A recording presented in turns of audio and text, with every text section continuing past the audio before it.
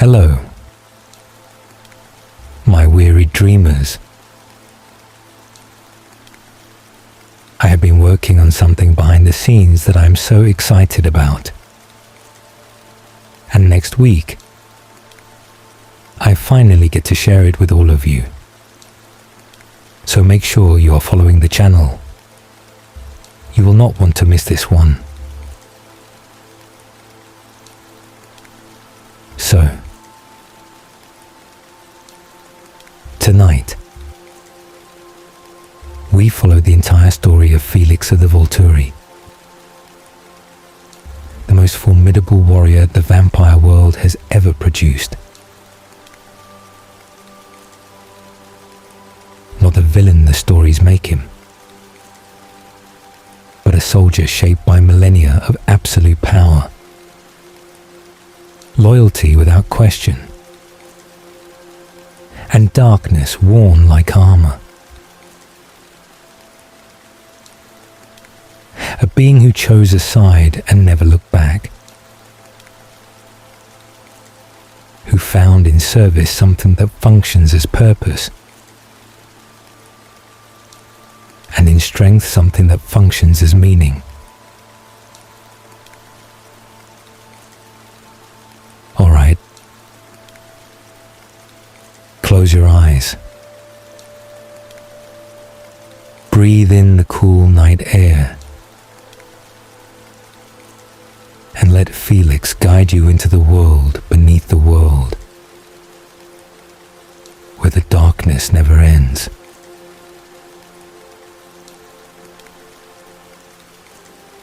And he was not born into softness.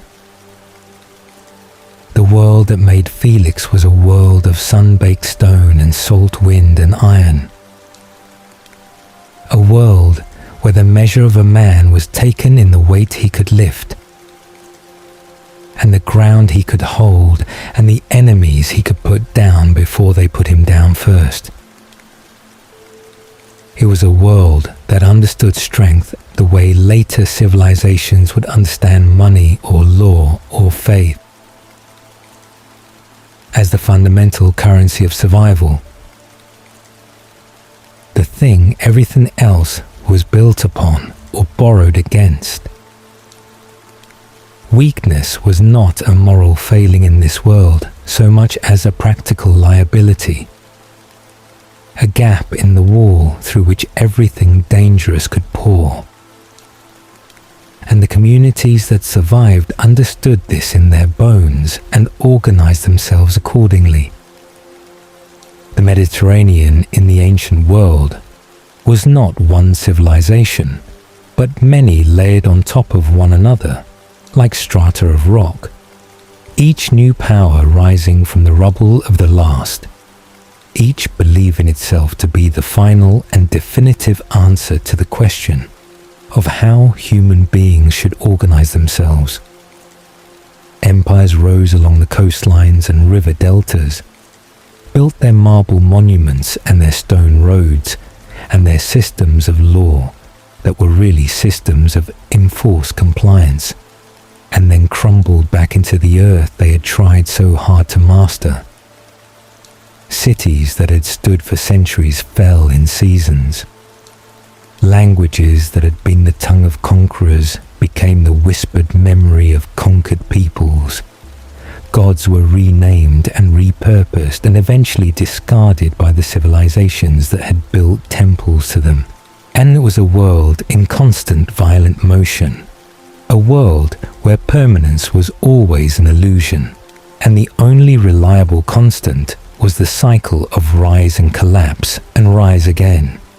And Felix was born into the middle of it, into a family and a community and a set of expectations that would have been familiar to any young man shaped by any warrior culture across the full span of human history. He was large from the beginning, not merely tall, but constructed differently than the people around him. Broader through the chest and shoulders, thicker through the bone and the muscle that wrapped it, as if whatever hand had assembled him had been working from a different set of proportions entirely. had been building toward a different purpose than the purpose that ordinary human bodies served.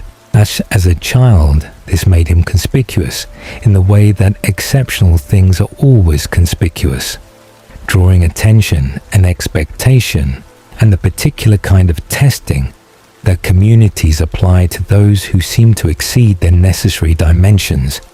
Other children tested him the way children always test the exceptional, with challenges that were really questions, with provocations that were really attempts to locate the boundary of what he could endure and what he could do.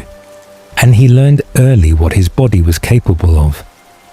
Learned it in the way that only direct experience teaches, in the way that leaves no room for doubt or later revision. The adults around him took notice in a different register. His father understood the gift that had arrived in his household and the complications that came with it, because gifts of this magnitude always arrived with complications, always required management, always attracted the attention of people and institutions that the family of an exceptional child had to decide how to navigate.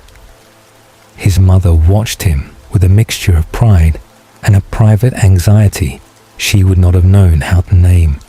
The anxiety of a woman who understood that the world had specific uses for boys who were built the way her son was built, and that those uses were rarely gentle and never entirely safe. By the time he reached the age when young men were expected to take their place in the martial structure of their world, Felix was already something apart. The training that broke other young men, that left them gasping and shaking and reconsidering their understanding of their own limits and their own ambitions, barely touched him. He moved through physical punishment the way water moves through stone, not without feeling it, but without being fundamentally altered by it, without arriving on the other side of it, diminished in the way that the same experiences diminished others. Pain was information, not instruction. Exhaustion was a threshold to be noted and then crossed rather than a wall to stop at and lean against, while the world went on without him. The men who trained him were experienced in the management of exceptional physical specimens, had trained many young men who thought themselves unusually capable, and had learned the truth of their capabilities through the systematic application of difficulty. They ran out of ways to genuinely challenge Felix before they ran out of desire to try, and eventually they stopped attempting to find his ceiling and simply directed his capabilities toward the purposes for which the martial structures of their world had obvious need. And he was very useful. In a world that organized its violence into formations of men moving together with shields locked and spears leveled, and the whole weight of human bodies pressed against the whole weight of other human bodies, a man of Felix's physical capability was not merely an asset, but a kind of anchor, the point around which a line could hold when it might otherwise break. The presence whose steadiness made the men immediately beside him steadier, and the men beside those men steadier still, the fear spreading outward from him in the useful direction, toward the enemy rather than through his own ranks. He was not a strategist, not a general, and not a man who thought about the geography of battle from a comfortable distance with maps and advisors. He was the thing that happened at the place where two armies actually met, the force that was applied directly to the problem of the enemy, and he was very good at it, in the unambiguous way that things which have found their exact right purpose are good at that purpose. He fought in the conflicts of his era with the same absence of existential crisis that marked everything else about him. He was not a man who spent long nights wondering about the meaning of violence or his own complicity in the structures that required it of him, not a man who assembled philosophical frameworks to justify what he did or to make it bearable. He understood hierarchy the way he understood gravity, as a feature of reality rather than a construction to be questioned or dismantled. And he moved through the hierarchies of his world with an ease that came not from blind submission, but from a genuine alignment between what he was and what those hierarchies rewarded and required. He was loyal because loyalty made sense to him, because the alternative to loyalty was a kind of solitude he had no interest in, because the structures he served gave his particular gifts a context in which they mattered, and a direction in which they could be applied with the full weight of his capability, rather than the careful restraint that civilian life required of the physically exceptional. Within those structures, he was valued in exactly the proportion he deserved to be valued, which was considerable, and he understood the value placed on him and returned it in the form of commitment that never required incentive, because it was never in question. He was also, beneath a formidable exterior, a man of genuine loyalty in the personal sense, not merely the institutional one. The men he fought beside became people he would die for, people whose survival he took as a personal responsibility, people whose deaths he carried with him in the way that soldiers carry the losses of people they have stood beside in the worst circumstances that existence offers. He was not warm in the conventional sense, not given to easy affection or the verbal expression of what he felt, but the feeling was there, deep and consistent. The kind of loyalty that does not announce itself because it does not need to. He might have continued like this for the remainder of a human life, might have died in some nameless engagement between forces that history would not bother to record individually, his exceptional body finally meeting something it could not endure or absorb, his name lasting only as long as the people who had known him lasted, and then disappearing into the vast unnamed majority of those who have lived and died without leaving a mark on anything that persists. This is the life his gifts were built for in the human context, the life that the world he was born into had designed around people like him. The ending that waited at the far end of the trajectory he was on. A soldier's death, probably. A death that would have been considered fitting, even honorable, within the value system of his world, but an ending nonetheless, and a permanent one. But then something found him that the world he was born into had not prepared him for at all. He became aware of it gradually, the way one becomes aware of being watched, a prickling at the edge of perception that preceded any specific evidence that existed for several days as a formless unease before it resolved into anything he could identify or act upon. Someone was paying attention to him in a way that was different from the attention of commanders assessing a soldier's value, or rivals assessing a competitor's threat. This was something cooler, more patient, more thorough than either of those things. The attention of something that was not operating on the same timeline as the human world around it, and therefore had no urgency about making itself known. No anxiety about the time being taken. No need to move quickly before the opportunity passed. Whatever was watching him understood that it had time, and this understanding communicated itself in the quality of the attention, in its absolute unhurried thoroughness. He saw the figure twice before the figure approached him, both times at a distance, in the peripheral geography of places Felix moved through in the ordinary course of his days. And both times the figure was simply watching with eyes that caught the light at an angle that was not quite right, with a stillness that sat oddly against the constant movement and noise of the human world moving around it. Felix noticed, because noticing things was part of what he was and had always been, because survival in the environments he had moved through required a calibrated sensitivity to wrongness and to the thing that did not fit the established pattern of everything else, to the detail that the eye wanted to skip over because it did not slot cleanly into any existing category. The figure did not fit. It was too still, too pale, too present in a way that felt less like a person occupying space and more like a feature of the landscape that happened to have eyes and a direction of attention.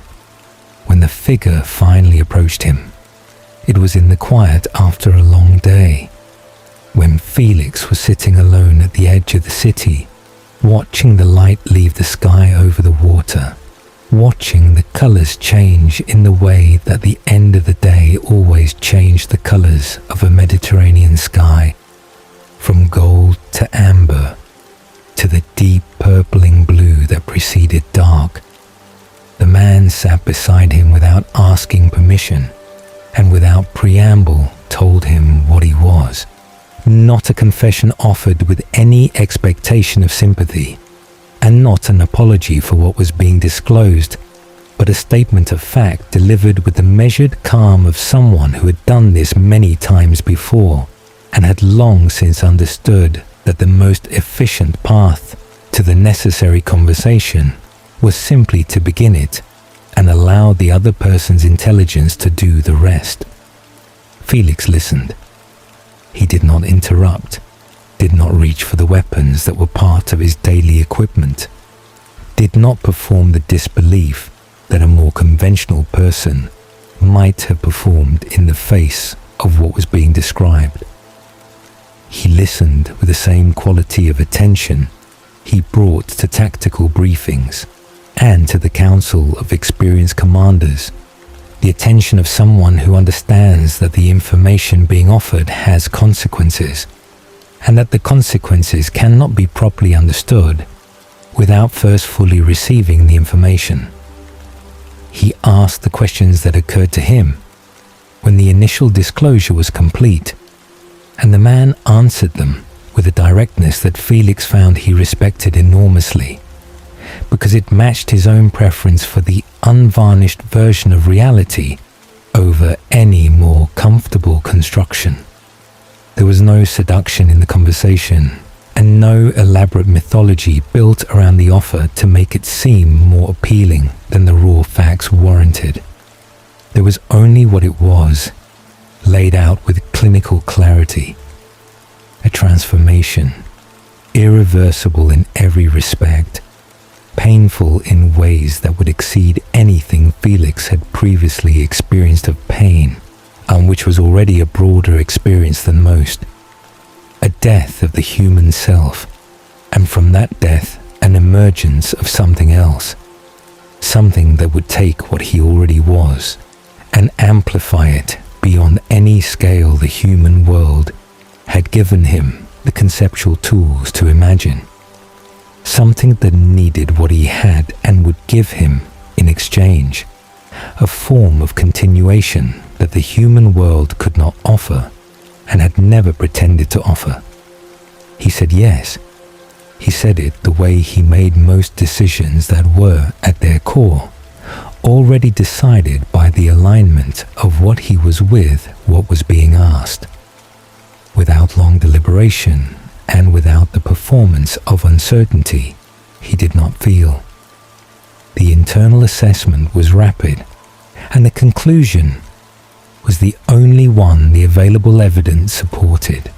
He was a man who had spent his entire life being exceptional by human standards, pressing against the ceiling of what human physicality allowed, working always at the outermost edge of what his kind could do. And something was offering him a world in which human standards were no longer the ceiling, in which the ceiling he had been pressing against his entire life would simply cease to exist. The transformation happened in a room of stone in the deep hours of the night, when the city above was quiet in the way that ancient cities were quiet, never entirely silent, but reduced to its lowest registers, the sounds of the sleeping and the watchful, rather than the active and the commercial. The room had been used for this purpose before. Felix understood this without being told, and the way one understands things that have left their impression on a space through repetition, through the accumulated weight of similar events happening in the same location over time.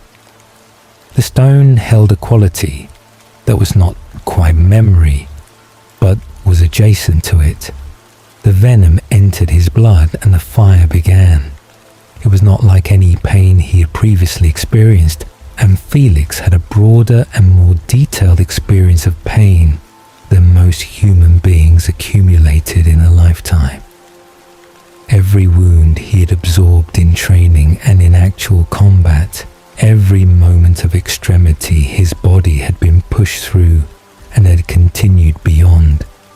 All of that had been pain that occupied a specific location in his body, that could be identified and categorized and mentally isolated, that the mind could work around even when it could not eliminate. It could navigate past even when it could not resolve.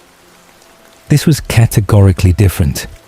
This was total and simultaneous, occupying every location at once, leaving no part of the body as a reference point of normalcy, no part of consciousness available for the kind of strategic retreat that had served him in every previous encounter with physical extremity. There was nothing to do with it except exist inside it. And Felix, who had been building his entire life the capacity to exist inside difficult things, existed inside it with a particular quality of endurance that was his most essential characteristic. For 3 days, the fire moved through him with systematic thoroughness that he would only understand in retrospect, only be able to narrate once he had the context to understand what the burning had been accomplishing. He felt the change happening even through the overwhelming experience of the pain, felt it in the way one feels a current beneath turbulent water, the directional movement beneath the chaos, the sense that the chaos was not random but purposeful, going somewhere, building towards something. His heart, which in human life had been a reliable and powerful engine, accelerated during the transformation to a rate that was itself a form of pain, a drumming so rapid and forceful that it seemed to want to leave the confines of his chest.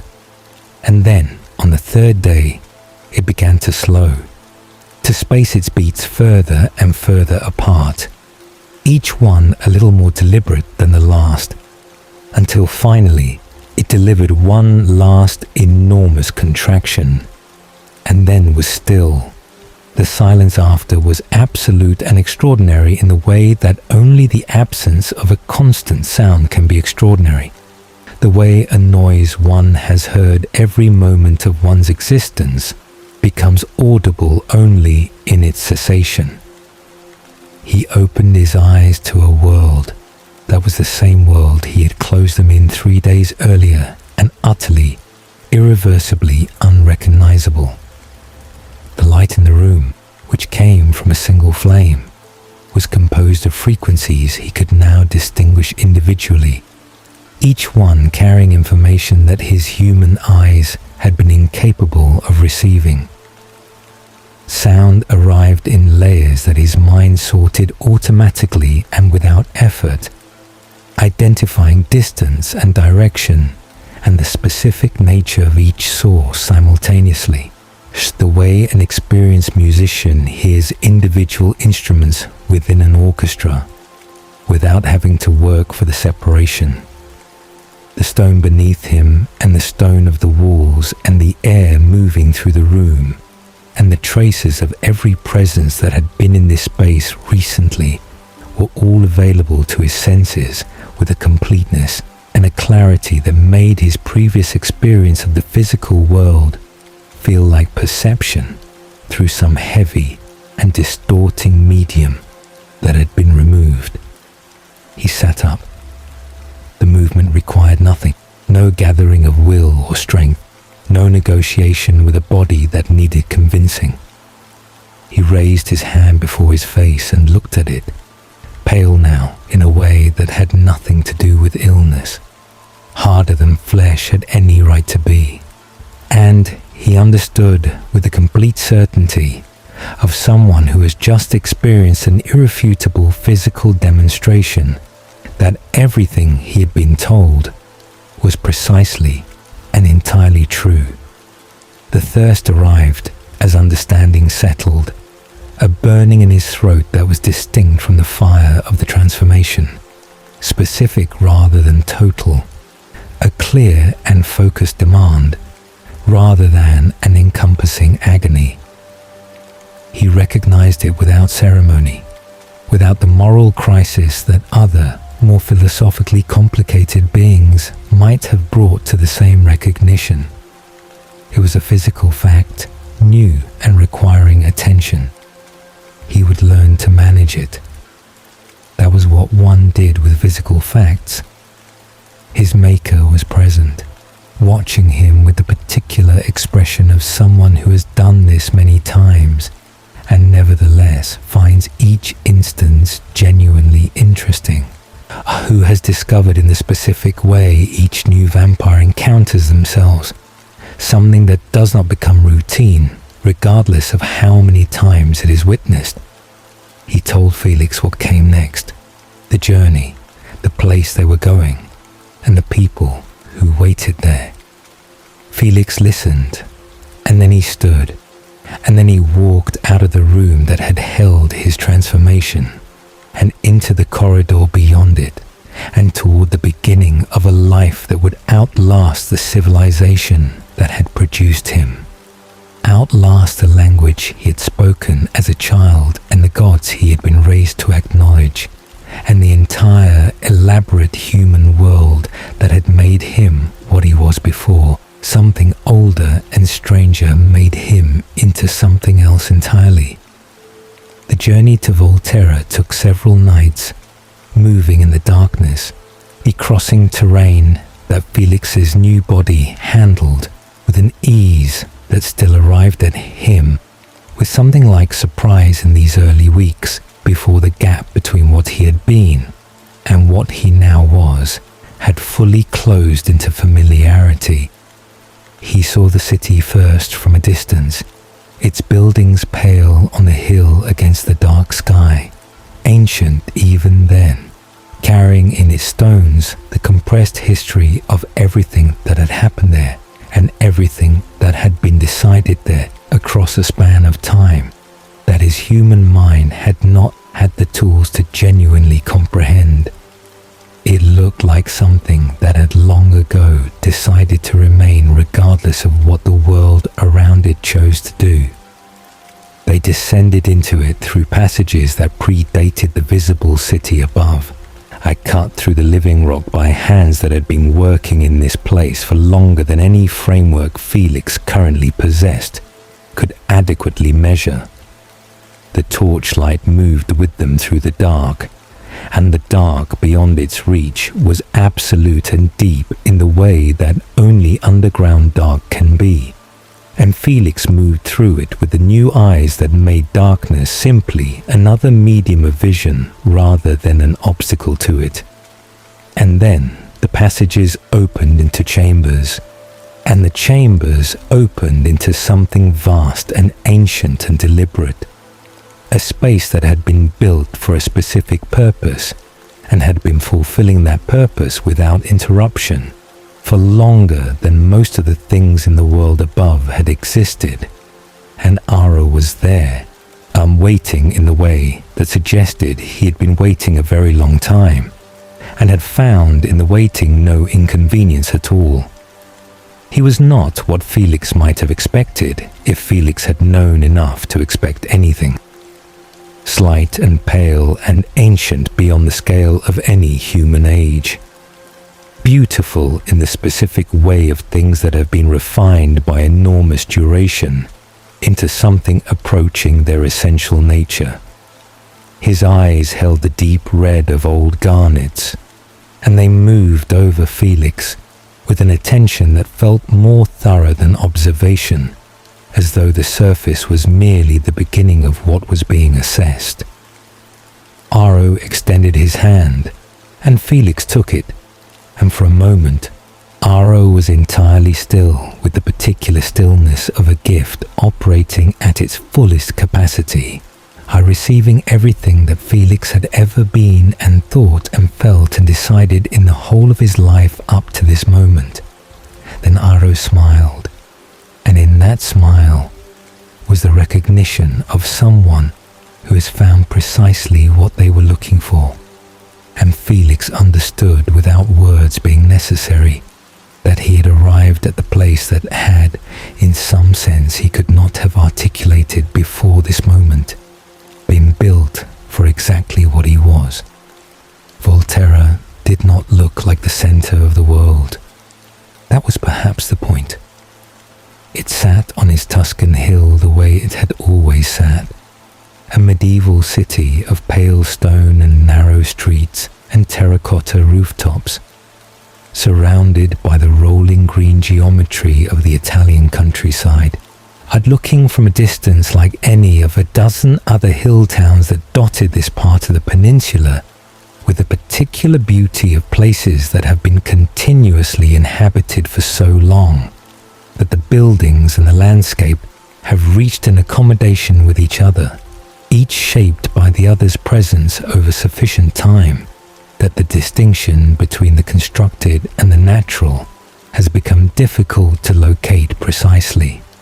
Tourists came in the warmer months and photographed the city walls and the central piazza and the ancient cathedral whose foundations went deeper than the official record suggested. And they ate in the restaurants and bought the local wine and went home having seen or believed they had seen everything there was to see in this quiet and beautiful and entirely unremarkable Italian hill town. None of them knew what lived beneath their feet.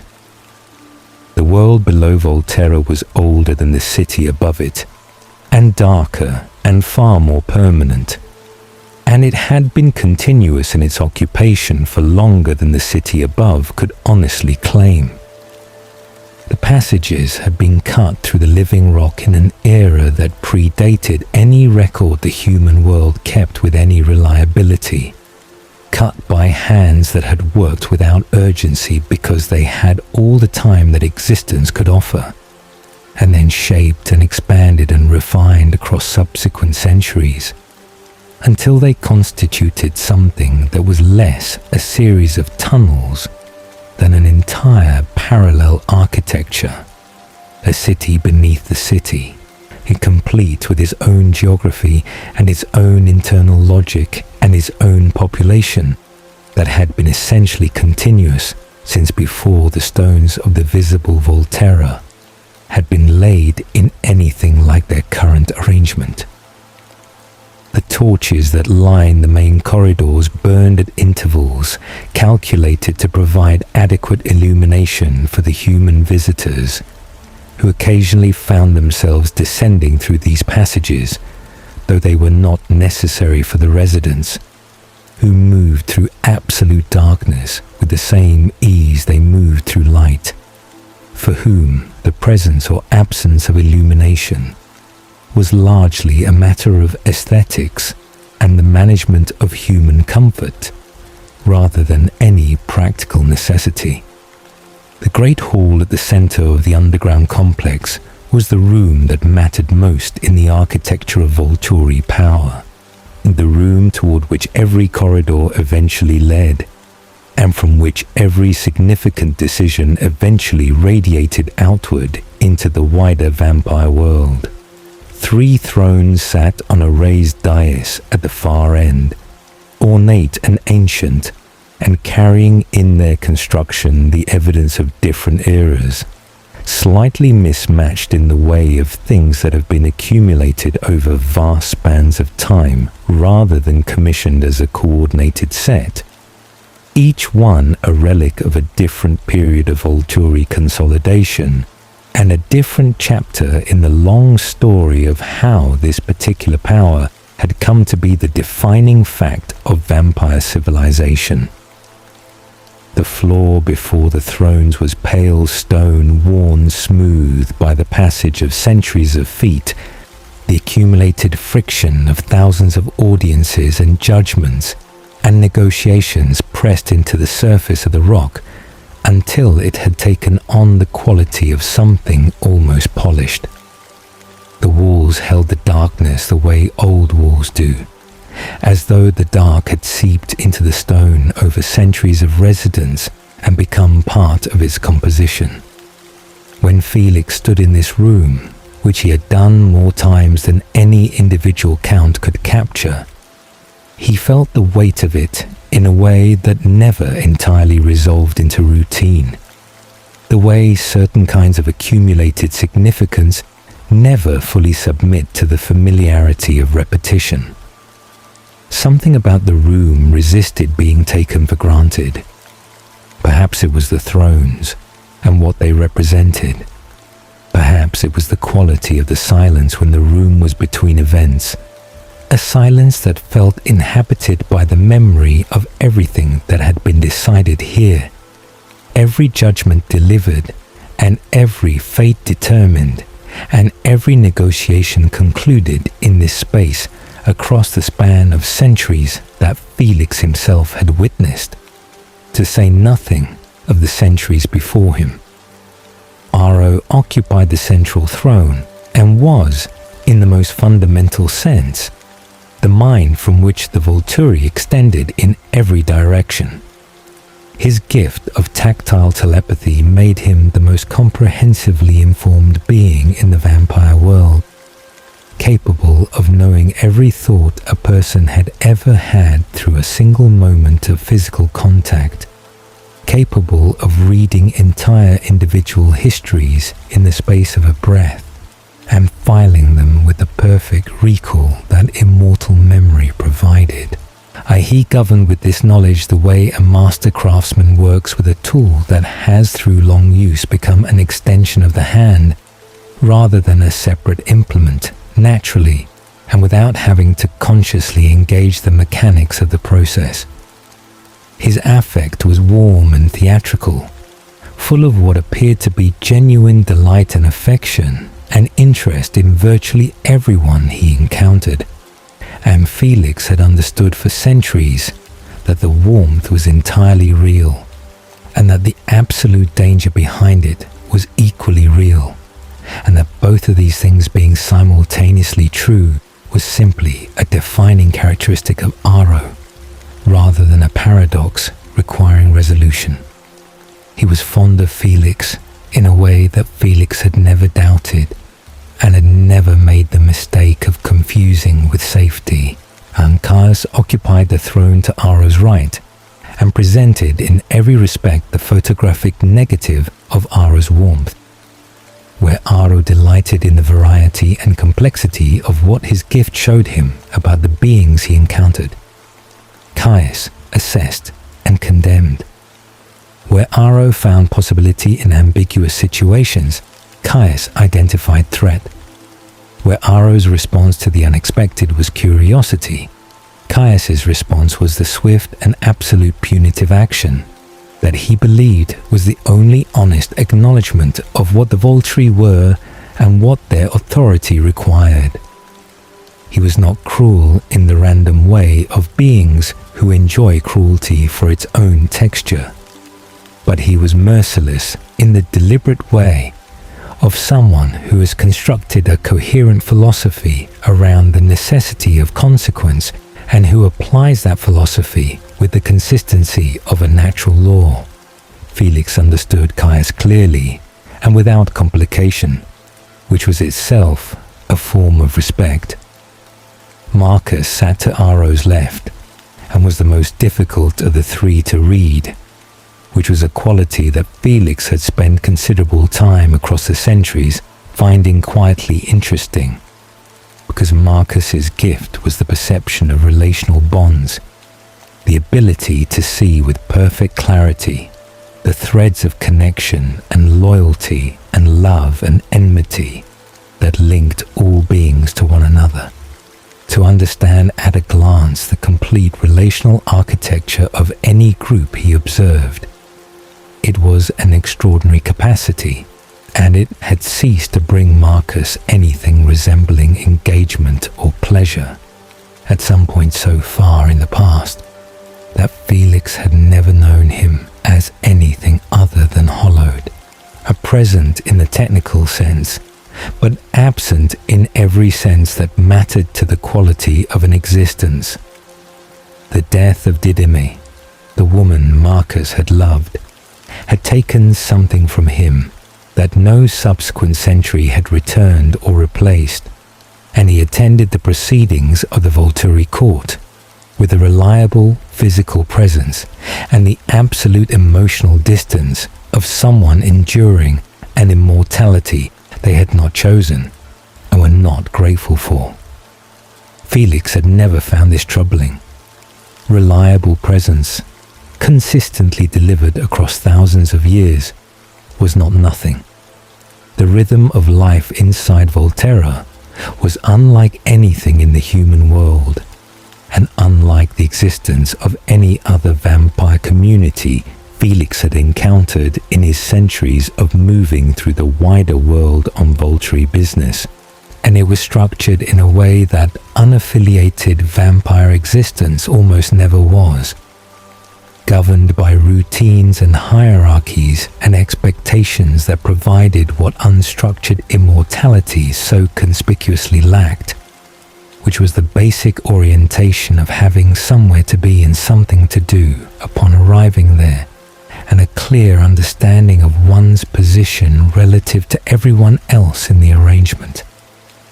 Felix had come to understand, in the way that one understands things that have been true for so long, they have become simply the texture of reality, that this structure was not incidental to the Volturi's power, but foundational to it, because structure was what allowed the Volturi to function across centuries without the entropy that eventually dissolved every less organized immortal arrangement he had ever observed or heard reliably described. The guard assembled when summoned and dispersed when dismissed, and maintained in the intervals a state of readiness that was neither full combat alertness nor complete rest, but the particular calibrated availability of professional soldiers who have so thoroughly internalized the expectation of being needed that they have organized their entire psychology around the capacity to respond. Felix lived in this state with the ease of someone for whom the readiness had long since stopped being a maintained posture and become simply a quality of his existence, as natural and unremarkable as his stillness or his silence, or the particular quality of attention he brought to any room he entered. The guard's daily rhythms played out in the underground complex with the unhurried efficiency of a system that had been running long enough to have eliminated most of its inefficiencies.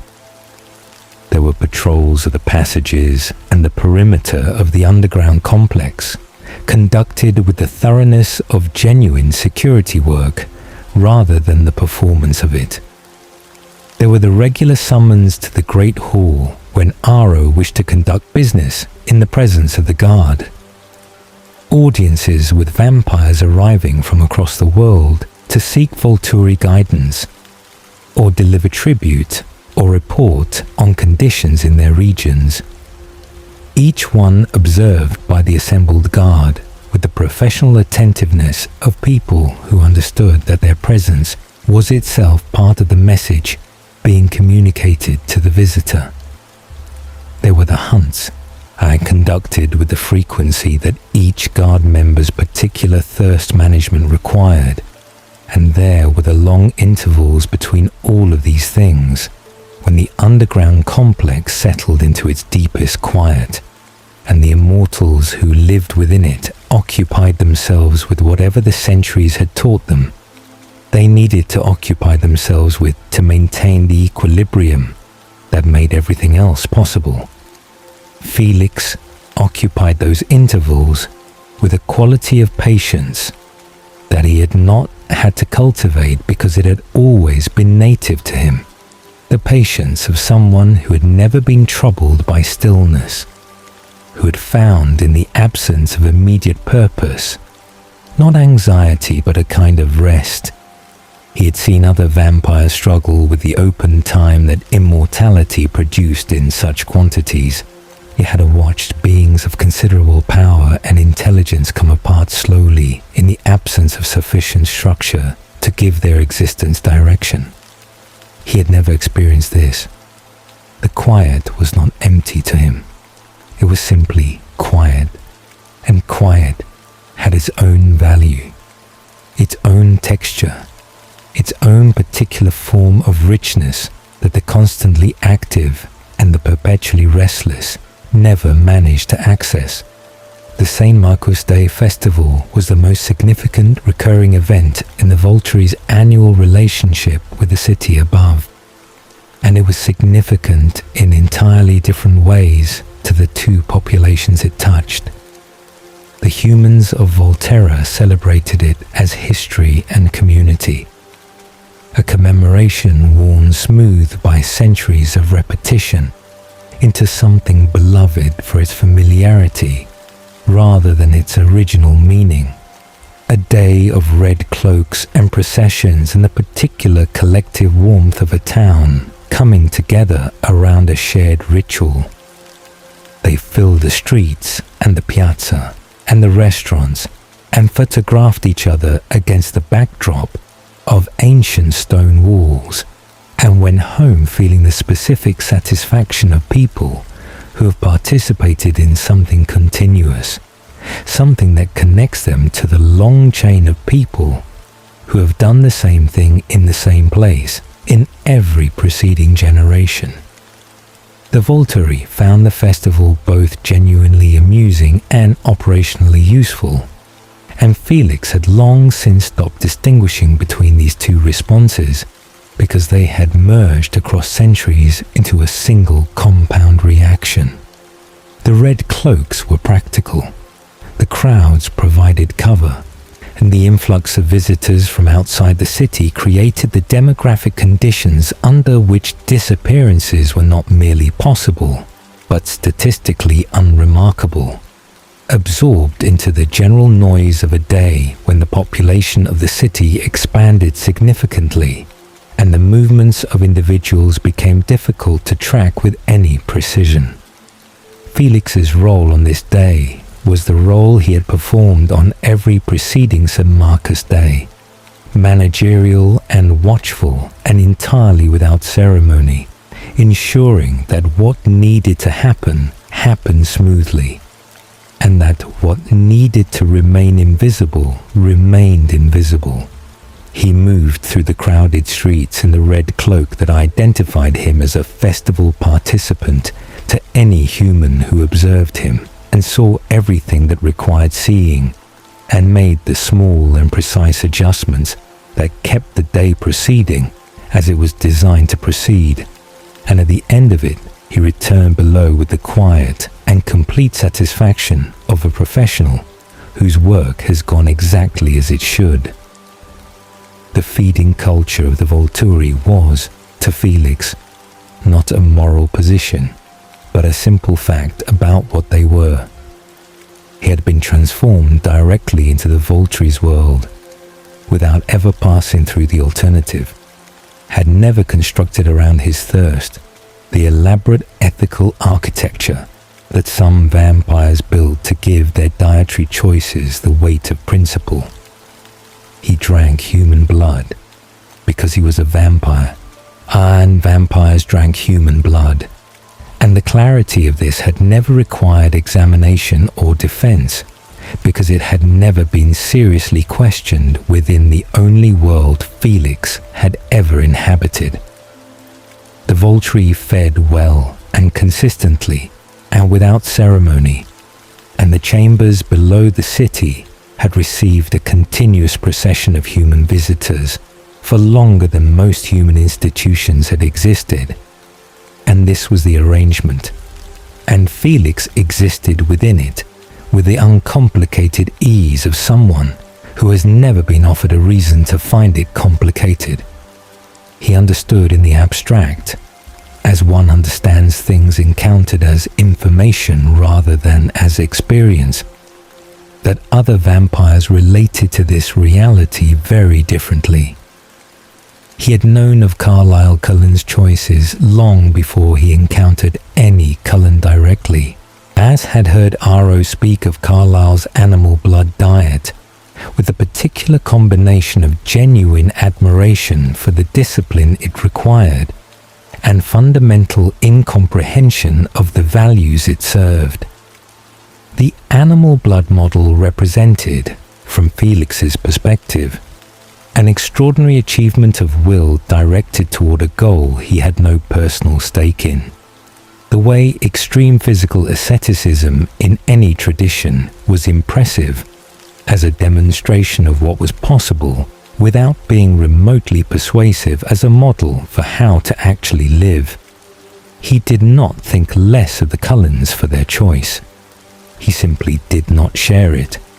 And in the absence of any reason to share it, the absence itself required no explanation, and the question of gifts organized the social architecture of the Volturi Guard in ways that were both formally acknowledged and informally felt in every interaction, every assignment, every allocation of position and status within the hierarchy. Aro valued gifts with the comprehensive enthusiasm of someone whose own ability allowed him to fully experience what each one represented. And the Guard's composition reflected centuries of deliberate assembly, each recruitment decision made with an awareness of how the new addition would complement the existing capabilities of the collective, and the result was a concentration of vampire ability that had no equivalent anywhere in the world, and that had been refined across so many generations of careful selection that it functioned as something approaching a unified instrument rather than a collection of individuals. Jane and Alec were the twin weapons at the center of the Guard's offensive identity, their gifts complementary in the specific way of tools designed for adjacent problems. Jane's ability to create the experience of overwhelming pain in any target she focused on had made her the most feared individual in the vampire world, despite her appearance, which was that of a young girl of perhaps 12 or 13 years, pale and golden-eyed and possessed of a stillness that people who encountered her for the first time found unnerving before they understood why. Alec's gift operated at the opposite end of the experiential spectrum, eliminating all sensation entirely, cutting the connection between a target's consciousness and their physical experience of the world with a precision that was in its way more terrible than Jane's pain, because it left its subjects fully aware and entirely helpless, present in their own minds, but severed from every physical and sensory input that would allow them to respond to what was happening. Together, they covered a range of psychological and experiential intervention that made conventional physical resistance to Volturi authority almost beside the point. Dimitri's tracking gift extended the Volturi's reach to effectively unlimited range. The capacity to locate any being anywhere in the world, given only the initial experience of their conscious presence, and following the particular thread of an individual's mental signature across any distance and through any concealment. Felix and Dimitri worked together so consistently that their operational partnership had become the primary model through which the Volturi projected physical force into the wider world. Dimitri found. Felix finished. The division was clean and had been refined through centuries of practice into something that required almost no communication to execute. A partnership so thoroughly understood by both parties that it operated with the efficiency of a single organism rather than two individuals. Felix had no gift in the formal sense that Aro catalogued and coveted, no psychic ability that had emerged from the transformation as something novel and extraordinary. What Felix had was what he had always had, but translated through the alchemy of the transformation into something that occupied a different category entirely. He was the most physically capable vampire the Volturi had encountered across their entire history of encountering vampires. And this was not a function of size or strength alone, but of the complete integration of physical capability that his particular combination of human origin and transformative amplification had produced. The speed and the power and the combat instinct and the structural durability of his body, all of it working together with the coherence of a system that had been operating at high performance for long enough to have eliminated every inefficiency, produced something that had no adequate comparison within the known range of vampire physical capability. He had never experienced the absence of a formal gift as a diminishment, because his actual position within the hierarchy did not support that interpretation. The gifted members of the Guard were extraordinary and irreplaceable in their specific domains, and could, in those domains, accomplish things that no amount of physical capability could replicate. But gifts could be countered by other gifts, neutralized by specific opposition, rendered ineffective by the particular circumstances of certain encounters. What Felix was could not be countered by anything that currently existed in the vampire world, and this gave his position a kind of bedrock quality that gift-based positions, however spectacular, did not entirely share. The passage of centuries inside Volterra had given Felix a relationship with time that existed in a category of his own. He had watched the Renaissance unfold in the countryside and cities of Tuscany immediately around him, had watched the centuries of artistic and intellectual transformation that made this particular corner of the world one of the most significant in human cultural history. All of it visible from his position as something observed through very thick glass, present and detailed, and ultimately belonging to a world that moved at a different speed and according to different principles than the one he inhabited. He had watched the printing press and the scientific revolution and the industrial transformation and the arrival of technologies that would have been indistinguishable from magic to the human world of his own birth. And he had watched all of it with the calm of someone whose own world had remained essentially unchanged throughout. The world above changed constantly, and the world below changed almost not at all.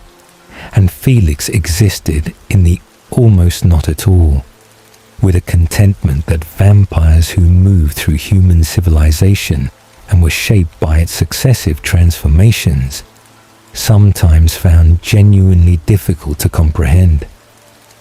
He did not find it difficult to comprehend. He had been a man who valued stability and continuity and the particular quality of clarity that came from knowing one's place and one's purpose within a structure larger than oneself. And he had found in Volterra a form of those things so complete and so durable that even eternity had not worn through them to anything hollow underneath. The corridors he walked were the corridors he had always walked. The faces around him were the faces he had always known. The work was the work it had always been, and the authority he served was the authority he had always served.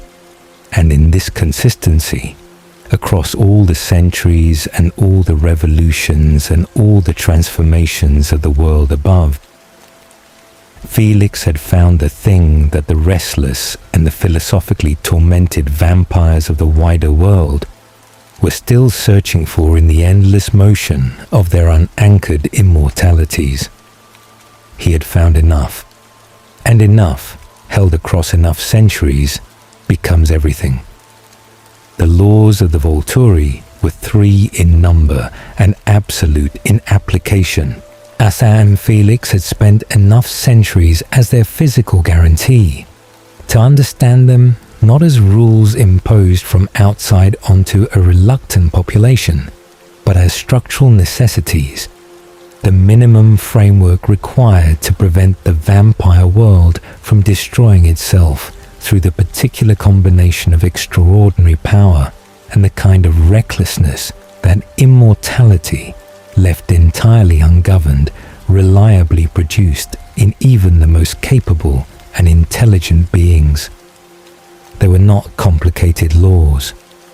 They did not require the kind of interpretive elaboration that human legal systems accumulated over generations of application and dispute and revision, did not need courts of appeal or philosophical commentary, or the continuous renegotiation that human societies applied to their governing principles as circumstances changed around them. They simply were, and the consequences of violating them simply followed, with the inevitability of physical laws rather than the negotiability of human ones. And Felix had been for centuries the primary instrument through which that inevitability was demonstrated to anyone who required demonstration. The first and most fundamental law was concealment. The vampire world could not be known to the human world, could not be exposed or allowed to become visible in any way that the human population might collectively process and respond to, with the particular organized determination that human civilizations brought to bear on threats they identified and decided to address. The reasoning behind this law was not sentiment or squeamishness, but mathematics, but the cold arithmetic of a situation in which humans outnumbered vampires by margins that made any direct sustained confrontation a question of eventual attrition rather than immediate outcome. And the history of human civilization demonstrated with considerable consistency that human beings, given sufficient motivation and sufficient time, were capable of organizing themselves to eliminate almost any threat they took seriously enough to pursue collectively. The vampire world's survival depended entirely on never becoming a threat that the human world identified as such, and this depended in turn on the rigorous maintenance of concealment by every vampire in every interaction with every human, in every circumstance, without exception, and without the kind of individual exceptions that individuals always found reasons to make, when the principle was left to personal discretion. The second law concerned immortal children, and it was the one that carried the most absolute condemnation and the least tolerance for any argument in mitigation, because the history that had made it necessary was too recent and too catastrophic in its particulars to have faded into the abstraction that distance sometimes imposed on historical atrocities. The creation of vampire children, human children transformed at ages too young for the rational and governing mind to have fully developed, as produced beings of extraordinary and entirely unmanageable power, frozen in the emotional and cognitive state of early childhood for eternity, incapable of the sustained rational restraint that made coexistence with the human world possible, prone to the kind of spectacular, uncontrolled violence that threatened everything the concealment law was designed to protect. They were also, and this was the specific quality of the problem that made it most intractable, impossible to reason with and impossible to teach, because the capacity for the kind of learning that changes behavior had been frozen along with everything else at the moment of transformation, leaving something that had the power of an adult vampire and the impulse control of a very young child, and no mechanism through which either of these facts could be addressed or improved. Felix had encountered the historical record of what immortal children had done before the Volturi's campaign against them and their creators, had heard the accounts preserved in the memories of vampires old enough to have witnessed the events directly. Accounts of villages destroyed and populations slaughtered and entire regions thrown into the kind of documented chaos that drew human attention in the worst possible way, at precisely the scale the concealment law existed to prevent. The campaign to eliminate immortal children and the vampires who had created them had been among the most significant and most sustained operations in Volturi history, and Felix had been part of it across an extended period of time, while traveling to the far corners of the known world to address violations that the Volturi had identified and determined could not be permitted to continue regardless of the power or the defiance of those responsible. He remembered specific operations from that period with the total clarity that vampire memory provided for all experiences, which preserved everything with equal and permanent fidelity, without the selective editing that human memory applied to difficult experiences over time, softening some things and sharpening others according to emotional significance. He remembered a coven in the Eastern Mediterranean, whose leader had created 3 immortal children across a span of decades, and apparently operating on the calculation that each individual creation was too small and too isolated an infraction to warrant the full weight of Volturi response, that the Volturi's attention was reserved for more dramatic and visible violations, and would not be directed at a coven that maintained otherwise adequate concealment, and violated only this one specific prohibition, and violated it incrementally rather than spectacularly. This calculation had been wrong, and Felix had been part of the delegation sent to demonstrate its wrongness, and he remembered the approach to their territory and the tactical assessment of the coven's defensive positioning and the particular quality of the confrontation that followed when the coven understood that the delegation had not come to negotiate terms or deliver warnings, but to conclude the matter with the finality that Aro's judgment required. He remembered the children themselves, which was perhaps the most difficult specific memory the campaign had produced, because immortal children were what they were without any culpability of their own, frozen into monstrousness by a choice that had been made for them rather than by them, are beautiful in the specific way of very young children, and terrible in the specific way of things that contain catastrophic destructive power in forms that every instinct called upon to protect rather than oppose. He carried the memory of what had been necessary in those encounters as one carries the memory of necessary and terrible work, not as guilt, which would have required a different assessment of whether the necessity was real, but as weight, which was the honest acknowledgement of what the work had cost, and what it had required him to be willing to do. The Romanian campaign occupied a different category in his memory, because the Romanians were categorically different from every other opponent the Volturi had faced in Felix's experience, different in kind rather than merely in degree.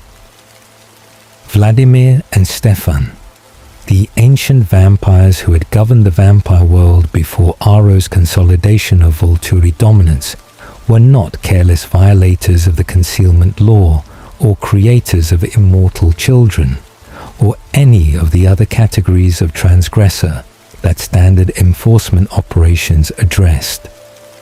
They were a direct and explicit challenge to the third law, the fundamental assertion of Volturi supremacy, and they were old enough and individually powerful enough and sufficiently supported by a network of allied and tributary covens to make that challenge something that required genuine strategic engagement rather than the straightforward application of superior force that most enforcement situations permitted.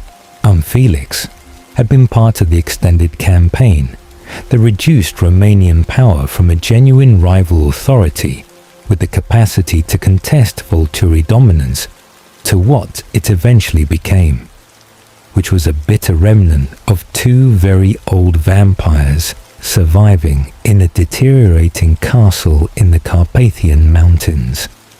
Their allied network dissolved, and their influence eliminated, and their existence tolerated only because eliminating it entirely would have cost more than the Volturi judged the complete elimination to be worth, given that two isolated and embittered ancients posed no meaningful ongoing threat to the structure that had superseded them.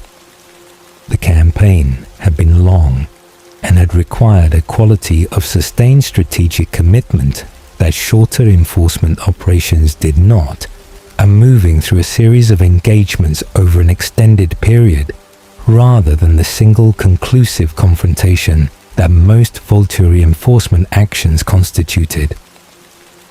Felix remembered it as the clearest demonstration he had personally witnessed of what the Volturi were capable of when they committed their full collective resources and their full patience to the achievement of a defined strategic objective. The centuries of enforcement work that followed these foundational campaigns had a different character, individually less historically significant, but collectively forming the continuous and comprehensive maintenance of a system that the earlier campaigns had built. Felix had traveled to every part of the world that vampires inhabited, which in practice meant every part of the world, because vampires followed human population, and human population had eventually reached every habitable region of the planet. He had carried Volturi authority into environments as different from each other, and from Tuscany as the planet's geography permitted, from the frozen territories of the far north, where the perpetual darkness of certain seasons allowed a kind of vampire habitation that more temperate regions could not support, to the equatorial regions where the constant intensity of the sun created a different set of concealment challenges, to the vast and sparsely populated interior regions of continents that the human world was still actively mapping and exploring during the periods when Felix first moved through them on Volturi business. And the variety of vampire communities he had encountered across these travels was itself a kind of education, a continuous expansion of his understanding of the range of ways in which immortal beings organized their existences in the absence of the structure that the Volturi provided internally. He had encountered solitary nomads who had been moving through human populations for centuries without accumulating any social bonds or institutional affiliations, existing in a state of pure independence that some of them experienced as freedom and others as a loneliness so comprehensive it had worn them down to something barely functional. He had encountered small covens of 2 and 3 members, bonded by ties of transformation or affection, or the simple practical logic of shared survival, are functioning with the particular intimacy of very small groups that had no privacy from each other, and had found in that absence of privacy either comfort or slow corrosion, depending on the specific dynamics involved. He had encountered larger assemblies of various kinds, some organized around a gifted leader whose ability provided the group a specific advantage, some organized around geographic territory claimed through the accumulation of force and maintained through the continuous demonstration of it, some organized around models that had no obvious parallel in any other vampire community he had seen, and that represented the particular solutions that specific individuals had arrived at to the universal problems of immortal existence. The Egyptian coven had been among the most memorable of these encounters, not because they had required enforcement action, but because they represented a model of vampire organization so ancient and so different in its foundational assumptions from the Volturi model, that interacting with them produced a kind of perspective that more routine encounters did not. Amun, their leader, was among the oldest vampires in existence outside of the Volturi themselves, and his age communicated itself not through any dramatic demonstration of power, but through the quality of his caution, the particular depth and comprehensiveness of a caution that had been refined across millennia of accurate observation of what happened to beings who move through the world without sufficient care. He was watchful in the way of something that had learned through the longest possible experience exactly how much there was to be watchful about. And Felix had found this quality, so different from the aggressive confidence that characterized most powerful vampires, genuinely interesting in the specific way that genuine difference was always interesting.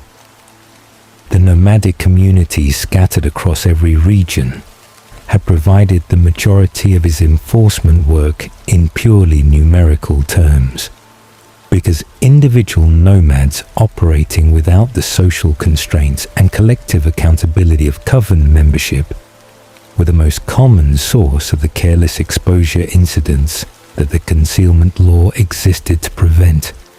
A single nomad feeding without adequate concealment in a human settlement, leaving physical evidence that could not be explained by any natural cause, creating the kind of documented anomaly that attracted human investigative attention, was a far more common problem than the dramatic acts of deliberate defiance that the historically significant enforcement operations addressed.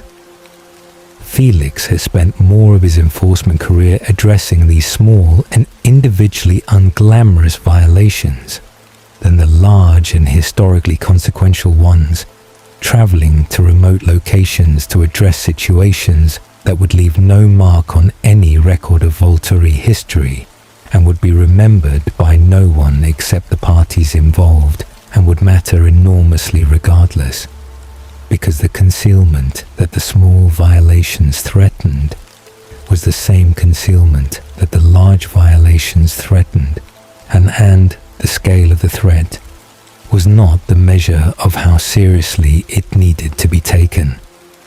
His approach to the physical execution of enforcement work had been developed and refined across centuries of encounters with the full variety of opponents that the vampire world produced, and it had evolved from the relatively straightforward application of superior physical force that had characterized his early centuries into something considerably more sophisticated, a comprehensive tactical intelligence built on the accumulated experience of having faced every significant category of opposition that existed.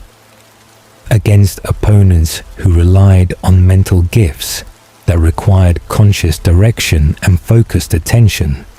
His approach had always been the disruption of that direction and focus through the creation of immediate physical demands that consume the cognitive resources required to sustain the gift's operation. Against opponents who combined physical capability with gifted support, his approach was the rapid prioritization of threats and the sequential elimination of each in the order of its actual danger, rather than its apparent prominence, which were not always the same thing, and which an inexperienced fighter consistently confused to their detriment. He had been subjected to Jane's gift more than once in training contexts, had experienced the full and unmitigated force of her ability to create the experience of overwhelming pain, and had developed from these experiences a precise and personal understanding of exactly what the gift felt like from the inside and how long he could continue to function within it before the experience became a genuine operational impediment, rather than merely an extraordinary and intense discomfort.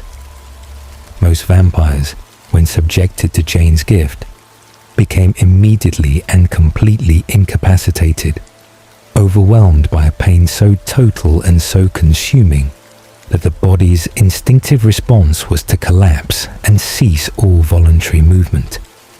Felix had learned through the particular discipline of repeated exposure in contexts where the exposure was controlled and the purpose was understood, to continue functioning within the experience for periods that would have been impossible for most vampires, how through a quality of focused dissociation from the immediate sensory experience that was neither easy nor natural, but had been made reliable through sufficient practice. He did not enjoy this capability or take particular pride in it. He simply had it, because his work occasionally required it, and because he had always believed that the work required adequate preparation. Against opponents whose gifts operated at range, he had developed an approach centered on the minimization of the window within which the gift could be effectively deployed against him, closing distance with sufficient speed and directness that the opponent's ability to focus and aim was disrupted by the immediate physical demands of the situation. This was not a complicated principle, but its reliable execution required a combination of speed and directness, and the specific psychological quality of someone who had genuinely made peace with the risk involved in approaching a dangerous opponent at maximum speed with minimum evasion, because evasion, however instinctively appealing, extended the window rather than closing it. What the centuries of enforcement work had produced in him was not what might be expected. There was no hollowness, no progressive wearing down of whatever capacity for genuine engagement he had begun with. No accumulation of damage in the way that trauma accumulated in human beings, who were subjected to repeated exposure to violence and death without the psychological resources to process and integrate the experience. There was instead a deepening clarity, a more precise and comprehensive understanding of what the work was and why it mattered and what it cost and what justified those costs. An understanding that had been built not from instruction or ideology, but from the direct and continuous experience of doing the work across a span of time long enough to see its effects accumulate into something larger than any individual operation. He was not a cruel being, and this distinction had always mattered to him in ways that he rarely found occasion to articulate, because the contexts in which the distinction arose were not typically contexts that permitted extended reflection on fine points of character, and the difference between efficiency and cruelty was real and significant, and he had maintained it across centuries With the same consistency, he maintained every other aspect of his professional conduct, not because he had been instructed to maintain it, or because maintaining it served any strategic purpose, but because his own understanding of what he was and what his work required did not include cruelty as a component. He did what was necessary with a completeness that made repetition unnecessary, and he did not extend it beyond its functional requirements or embellish it with anything that served any purpose except the satisfaction of an impulse he did not have. This was not mercy in the conventional sense, because mercy implied a softening that the work did not permit and he did not pretend to offer. It was rather a form of respect for the seriousness of what enforcement meant, a refusal to treat the ending of an existence as anything other than what it was, which was consequential and final, and therefore not a thing to be made into performance or extended beyond the point at which it had accomplished what it needed to accomplish. The Volturi still stood after all of it. The laws still held across the entire vampire world, maintained by the knowledge of what happened when they were violated and by the continued existence of the force that made that knowledge credible.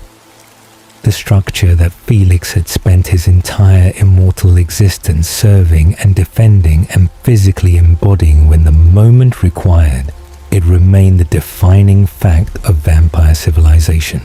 And as it had been when he first descended into the underground chambers of Volturi, and as it remained in the present, through all the centuries and all the challenges and all the individual operations that had been required to keep it so. Felix walked the corridors of the castle that had always been his home, and carried the accumulated weight of centuries of necessary work, and found in the persistence of the structure he had helped maintain not the hollow satisfaction of a completed task, but the living and ongoing meaning of work that continued, that was never entirely finished, that required his presence and his capability and his willingness as much today as it had required them on the first day he had offered them. The work had been worth doing. It remained worth doing. And he remained, as he had always remained, armed precisely what it required.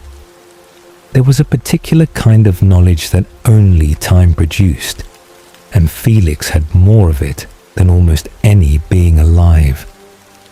Not the knowledge that came from reading or observation or the careful accumulation of second-hand experience, but the knowledge that came from being present alongside the same people across spans of time so vast that the relationship itself became its own form of history, layered and dense and full of the kind of understanding that did not need to be spoken, because it had long since passed beyond the need for language to carry it. He knew the members of the Volturi Guard the way one knew the features of a landscape lived in for centuries, not through active attention, but through the accumulated weight of continuous proximity, and the knowledge that settled into the body rather than the mind, and expressed itself as instinct rather than information. Dmitri he knew best. This was the simple fact at the center of Felix's social existence, the relationship that had defined more of his immortal life than any other single thing, except his service to Aro. They had been paired in their work since early in Felix's centuries with the Volturi, the pairing so natural in its operational logic that it had become the primary model through which the Volturi projected force into the wider world, and the working relationship had deepened across the decades and centuries into something that occupied its own category, something that had no clean human equivalent and did not require one. Dmitri's gift was the ability to track any being he had ever sensed, I had to follow the unique thread of an individual's consciousness across any distance and through any concealment, to find what could not be found by any other means. It was a gift of extraordinary reach and reliability, and it made him the most valuable single asset the Volturi possessed for the enforcement of their authority across the entire span of the vampire world.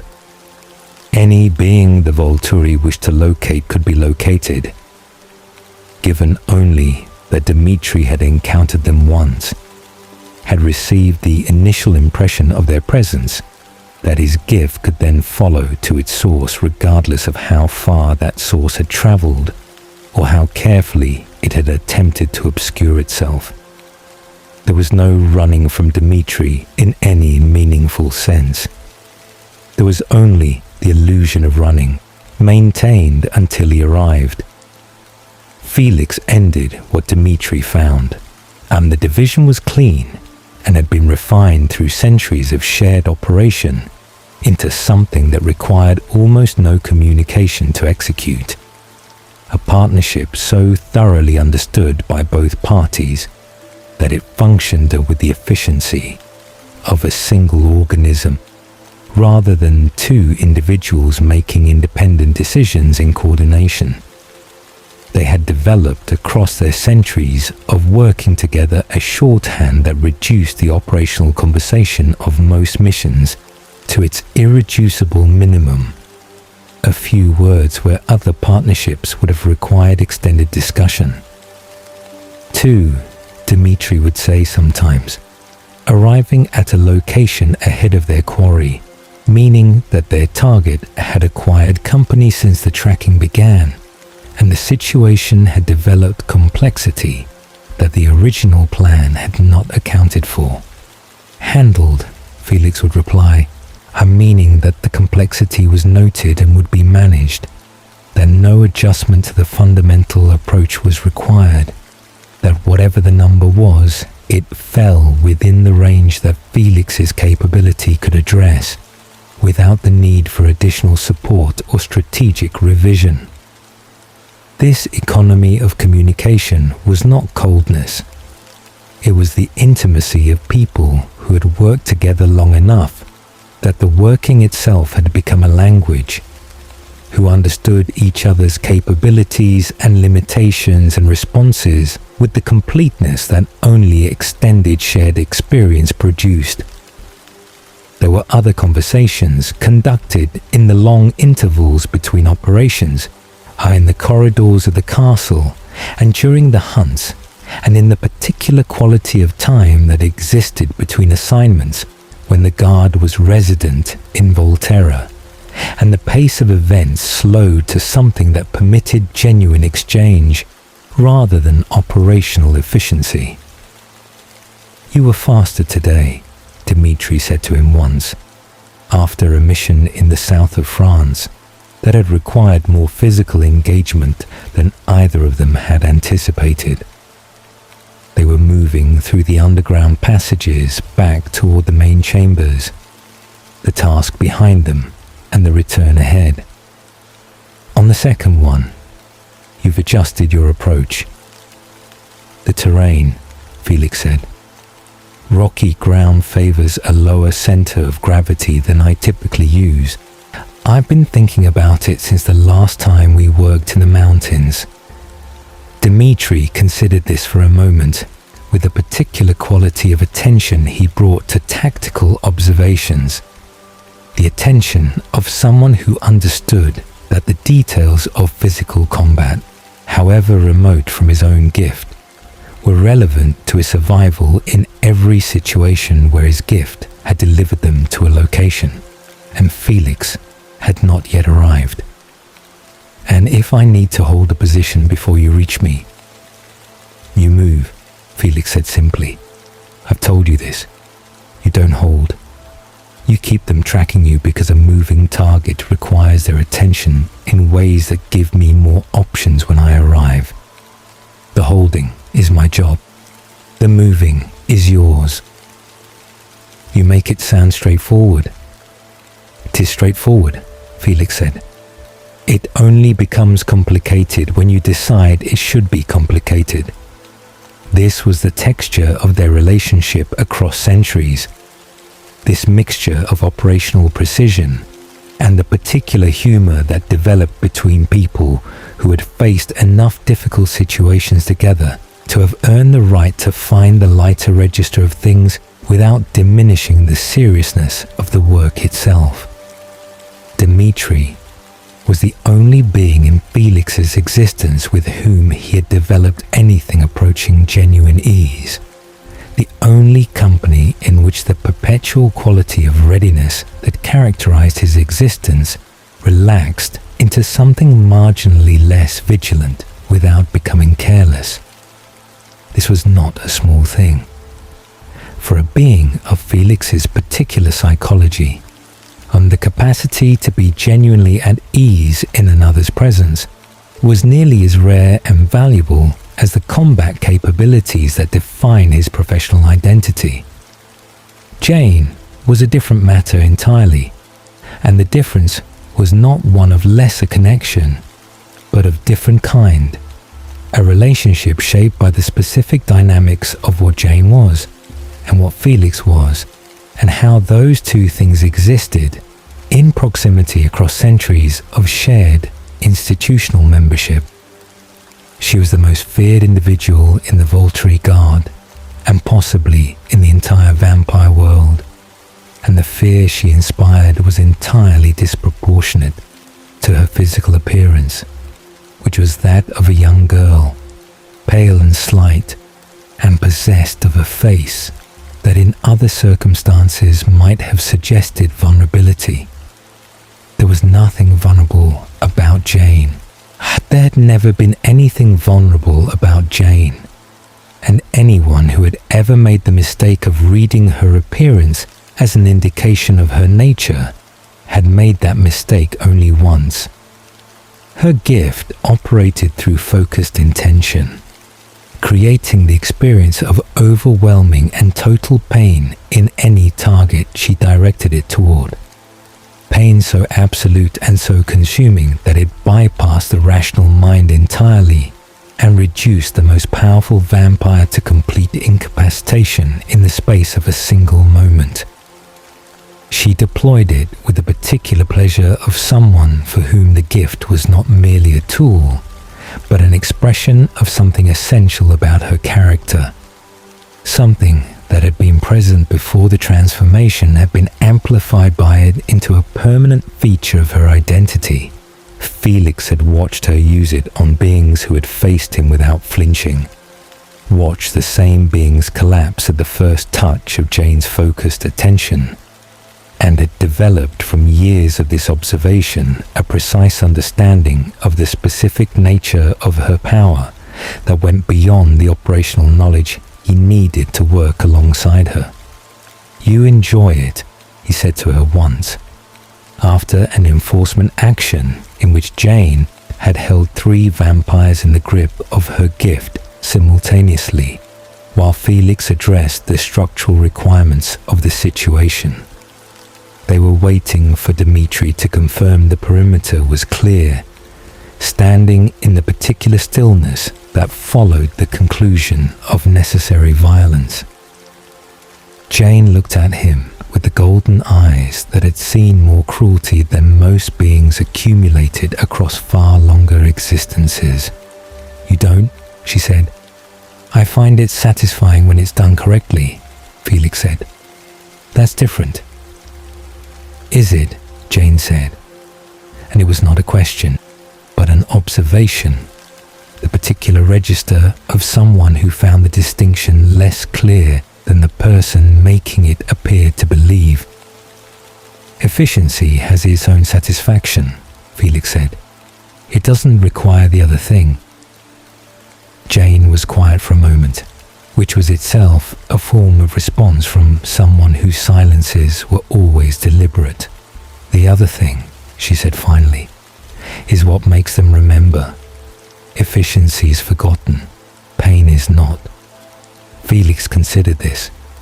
It was not an argument he found entirely without merit, because the Volturi's authority was maintained partly through fear, and fear required memorable impressions. But it was not an argument he adopted, because his own sense of what the work required remained what it had always been. And Jane's philosophy, however coherent on its own terms, was not his. Alec, Jane's twin, occupied the quieter register of the pair, his affect so different from his sister's that the fact of their being twins remained perpetually slightly surprising regardless of how many centuries had passed since Felix had first known them both, where Jane's presence filled whatever space she occupied with a quality of focused and slightly predatory attention.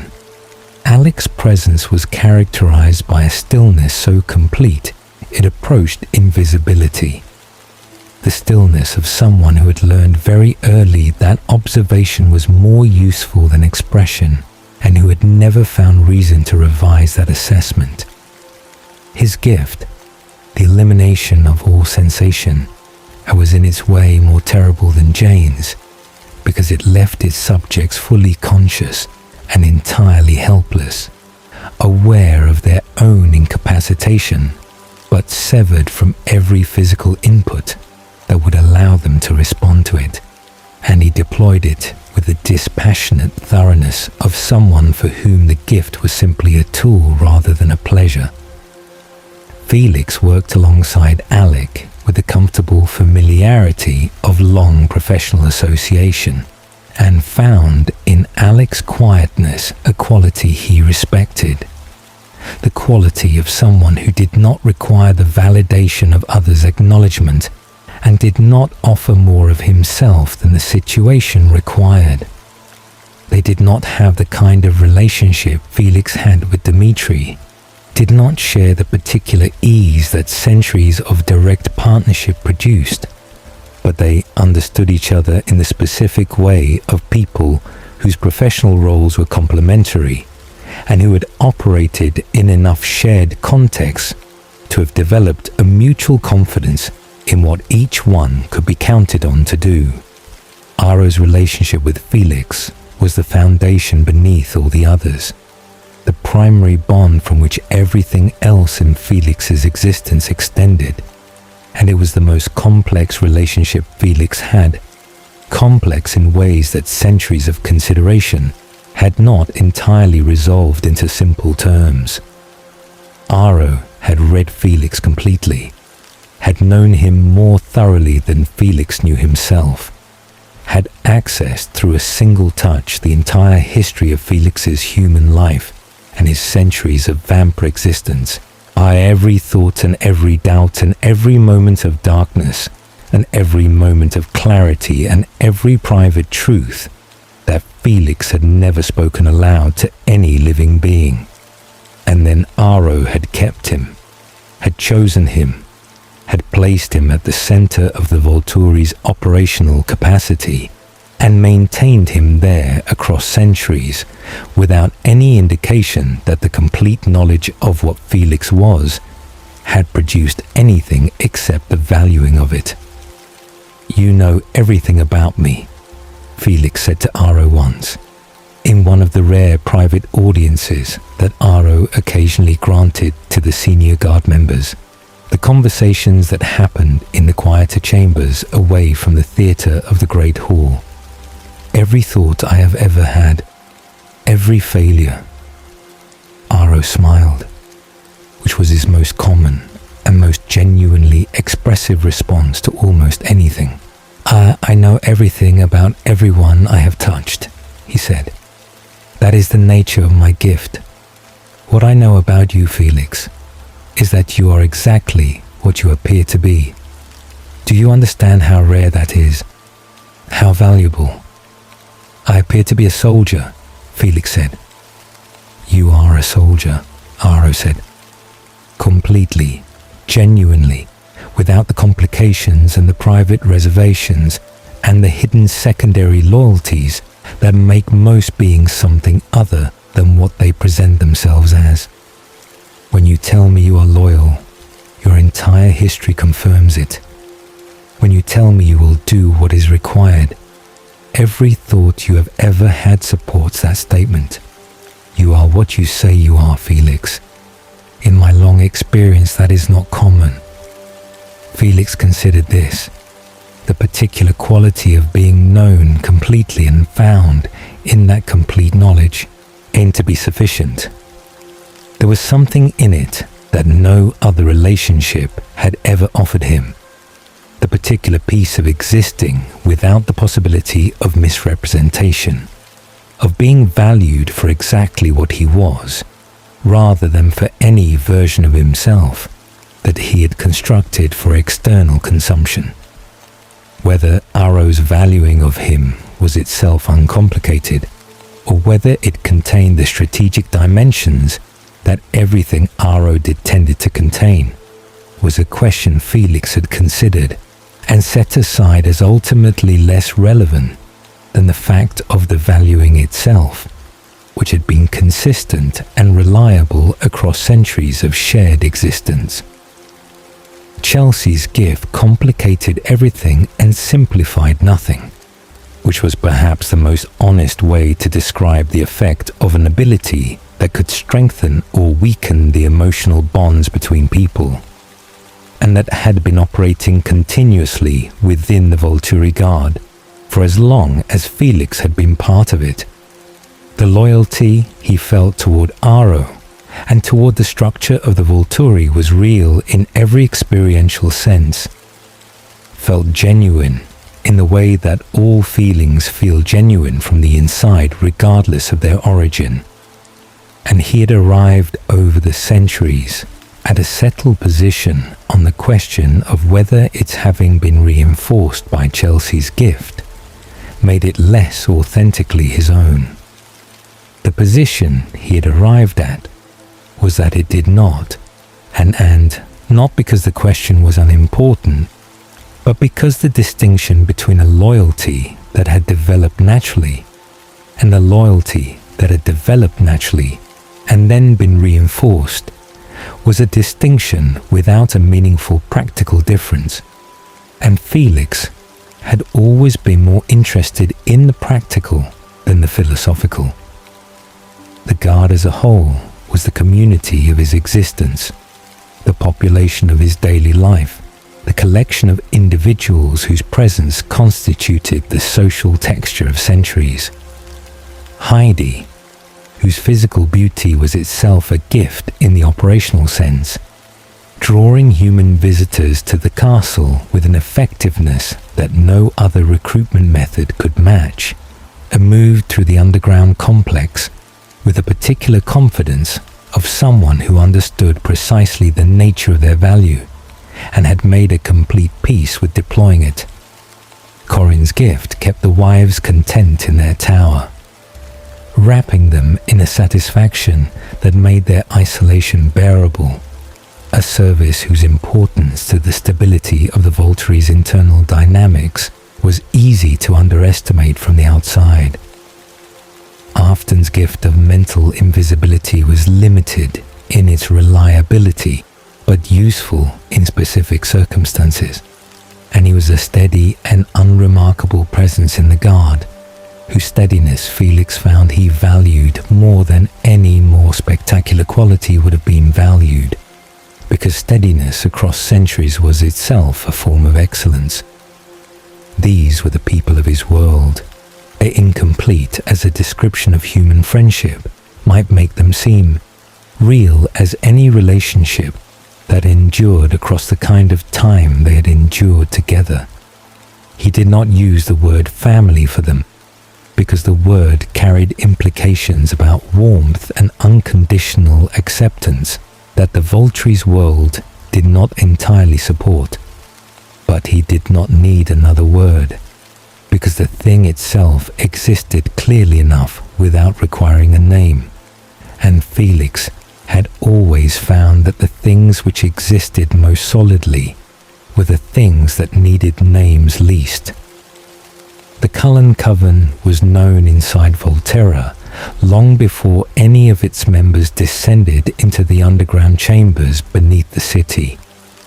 They were known the way all significant vampire communities were known to the Volturi, and through the comprehensive intelligence network that Aro maintained across the entire span of the vampire world, through the reports of informants and the observations of traveling vampires, and the particular attention that the Volturi paid to any coven that accumulated enough power or enough deviation from the established norms of vampire existence to warrant sustained monitoring. The Cullens warranted monitoring on both counts, and they had warranted it for long enough that their file in the Volturi's collective awareness had accumulated considerable depth, layered with the observations of multiple sources across multiple decades, a portrait assembled from many angles over sufficient time to be reasonably comprehensive. Carlisle Cullen was the oldest point of connection, at the thread that ran through the entire history of the Volturi's relationship with this particular coven, and gave it a personal dimension that most of the Volturi's intelligence relationships did not carry. He had spent time in Volterra centuries ago, had been a guest in the castle at Aro's explicit invitation, had engaged with the Volturi court as a fellow scholar and a fellow ancient, rather than as a subject presenting himself for assessment, or a petitioner seeking something the Volturi controlled. The nature of that visit had been unusual in ways that Felix had heard described many times across the centuries, the quality of genuine intellectual exchange between two very old and very different minds. Anne and Carlisle had left an impression on Aro that had never entirely faded despite the subsequent centuries of separation and the fundamental divergence in their approaches to what vampire existence required and permitted. Aro spoke of Carlisle with a warmth that was genuine and a regret that was equally genuine. The particular regret of someone who had encountered a mind he found remarkable and had been unable to keep it, who had watched it choose a different path, and had never entirely stopped wishing that path had led back to Volterra. Felix had heard these references to Carlisle accumulate across the decades into something approaching a complete portrait of a vampire whose choices he understood without sharing, and whose discipline he respected without finding it persuasive as a model for his own existence. And the animal blood diet was the most visible and most discussed of those choices. The thing that made the Cullen Coven immediately identifiable at a glance by the gold of their eyes rather than the red that feeding on human blood produced. And it represented something that the Volturi discussed with a mixture of genuine admiration for the sustained effort it required and genuine incomprehension of the values that made that effort feel worth sustaining. Felix's own position on the matter was uncomplicated. He understood what the Cullens were doing and why they had chosen to do it, and found neither the doing nor the why to be things he needed to adopt or argue against. They were what they were, and he was what he was, and the distance between those two things was simply a fact about the vampire world, rather than a problem requiring resolution. The rest of the Cullen Coven had been assembled into the Volturi's awareness through subsequent intelligence gathered across the years of the Coven's existence and periodic relocation. The adopted model of the family's presentation, the golden eyes, the repeated pattern of high school attendance in small overcast towns in the American Northwest, where the perpetual cloud cover addressed the sunlight problem that was the primary logistical challenge of vampire existence in proximity to humans. The careful maintenance of human appearance and human social patterns, all of it noted and periodically updated as as new information arrived through the channels Aro maintained for exactly this purpose. They were, by the standards of the wider vampire world, remarkably disciplined and remarkably stable across a remarkably extended period of time, and these qualities earned them a degree of Volturi tolerance that a less disciplined or less stable coven operating at the same distance from Volturi oversight would not have received without significantly closer supervision. Edward Cullen's gift was specifically and persistently known, and specifically and persistently coveted, in the particular way that Aro coveted gifts he did not yet have access to, which was with a focused and patient desire that could sustain itself across decades without diminishing. The continuous telepathy, operating without the requirement of physical contact that Aro's own gift imposed. The capacity to receive every mind in the immediate environment simultaneously, without the selectivity that the touch requirement created. There was a gift that complemented Aro's own in ways that made the combination of the two something approaching a comprehensive surveillance capability. The ability to know everything anyone in a given space was thinking without needing to touch each of them individually. Felix had heard Aro express this desire in various formulations across many years, and had come to understand it as one of the genuine and persistent threads of motivation behind the Volturi's continued attention to the Cullen Coven. The reason the file remained active and the interest remained current even in the absence of any specific violation that required direct response. The day that Edward Cullen arrived in Volterra was St. Marcus Day, and the choice of this particular day carried implications that Felix registered immediately and filed alongside everything else he was managing about the situation as it developed. The festival was in full progress when the disruption registered. The streets of the city above filled with the red cloaks and the particular festive energy of a community engaged in beloved annual ritual. Loud and colourful and unconscious of its own deepest irony in ways that Felix had long since stopped finding remarkable. He'd been moving through his usual festival responsibilities since early morning, managing the operational requirements of the day with the efficiency of a routine he had performed more times than the human population of the city above had generations of family memory. And the day had been proceeding entirely as expected until it was not. The disruption announced itself as a change in the quality of the crowd's collective attention in the central piazza. The particular shift that happened when something inserted itself into an established pattern in a way that the pattern had not prepared for, drawing eyes toward a single point with a magnetic quality of the genuinely unexpected. Felix identified the location of the concentration before he identified its cause, moving toward it with the directness of long experience, reading the crowd's attention the way he read all environments, as a continuous stream of information about the state of things that required no active processing, because the processing had long since become automatic. Then he saw the source, and the assessment was immediate and total. A vampire, standing in direct sunlight in the open square, his skin doing what vampire skin did in direct sunlight. The crystalline refraction that scattered light into rainbow patterns across the surrounding surfaces.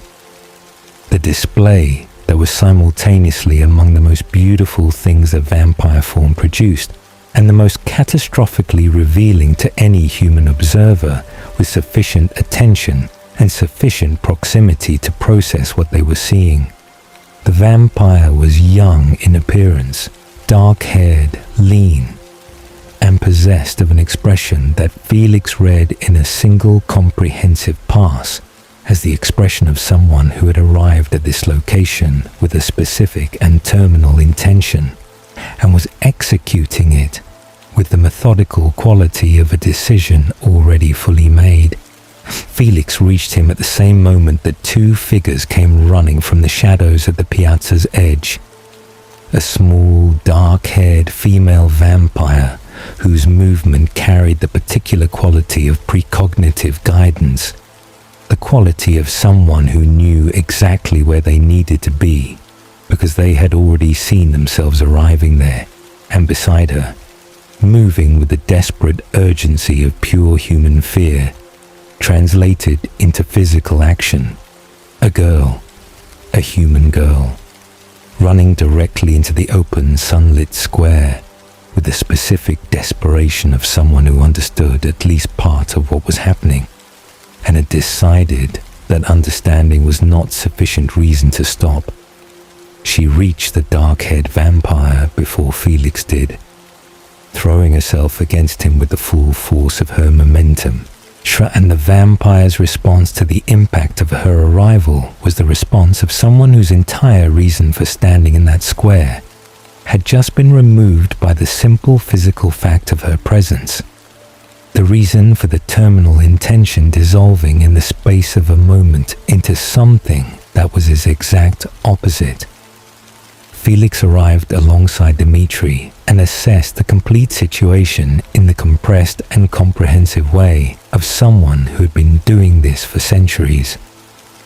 The immediate exposure threat had been partially addressed by the human's intervention, which had moved the vampire out of the direct sunlight and into the shadow at the square's edge, and by the cooperative timing of cloud cover that shifted across the sun in the critical moments and reducing the display to something that could be attributed to other causes by the humans who had observed it without sufficient attention to be certain of what they had seen.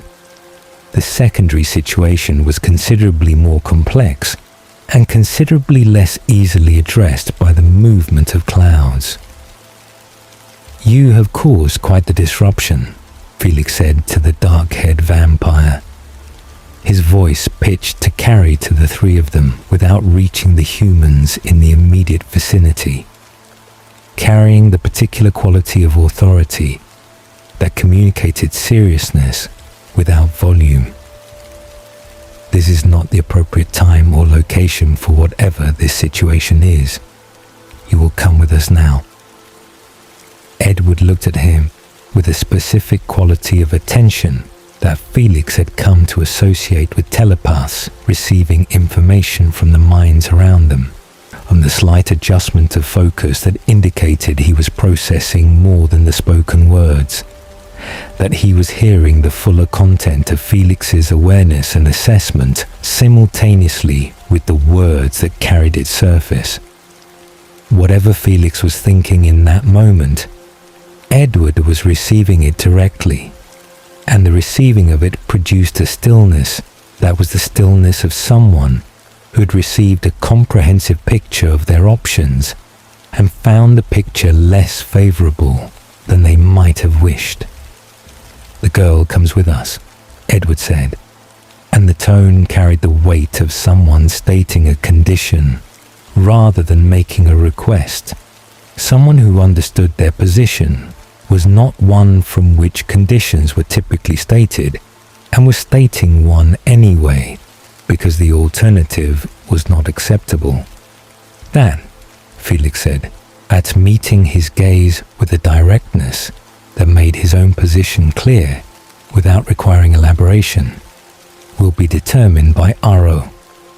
The journey through the underground passages was conducted in the particular charged atmosphere of a situation in which all parties understood that the space between the present moment and the moment of resolution contained possibilities that ranged very considerably in their implications, and in which the uncertainty about which of those possibilities would be realized was not reducing as they moved through the tunnels, but simply being deferred.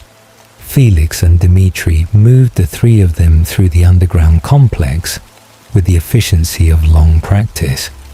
Felix's awareness continuously distributed across the entire environment, her reading the space and the people within it, with the same automatic thoroughness brought to every operational context. The human girl was the primary unknown variable in the situation, the element that did not fit any standard category in the Volturi's established framework for dealing with the complications that enforcement situations occasionally produced.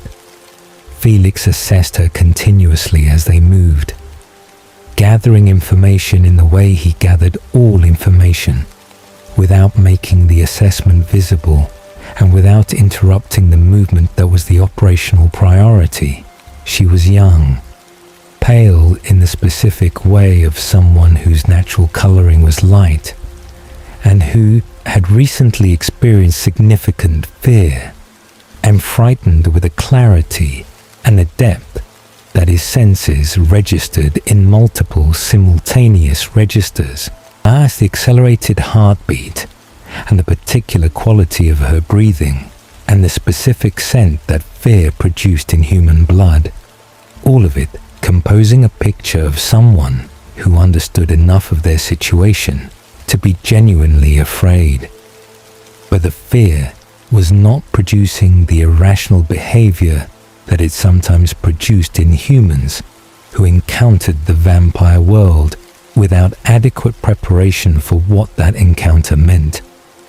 She moved through the tunnels with a quality of determination that sat in interesting tension with the fear, the determination of someone who had decided before arriving that the fear was going to be present, and that its presence was not going to be the governing factor in how she conducted herself.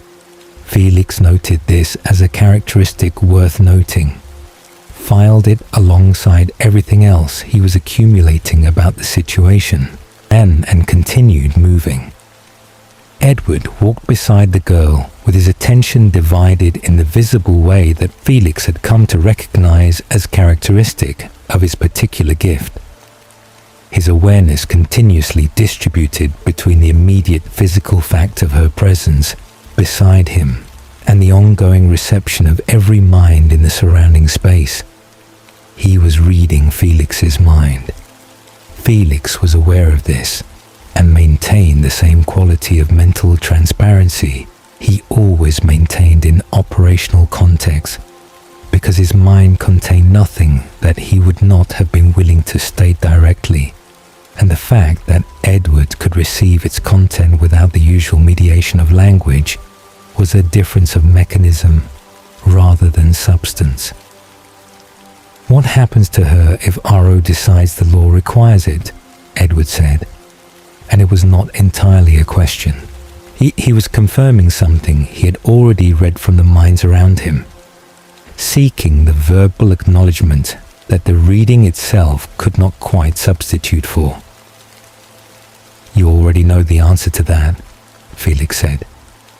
I want to hear you say it. Then you will hear RO say it, Felix said, because it is RO's decision to make and RO's words that will carry it. Edward was quiet for a moment, processing this with whatever combination of information the telepathy and the immediate exchange had provided him. You don't find it troubling, he said then, and the tone had shifted from the operational to something that was almost philosophical, almost genuinely curious despite the circumstances. Any of it. I find it straightforward, Felix said, which is different. The throne room received them with the particular atmospheric quality that it always produced in those entering it for the first time.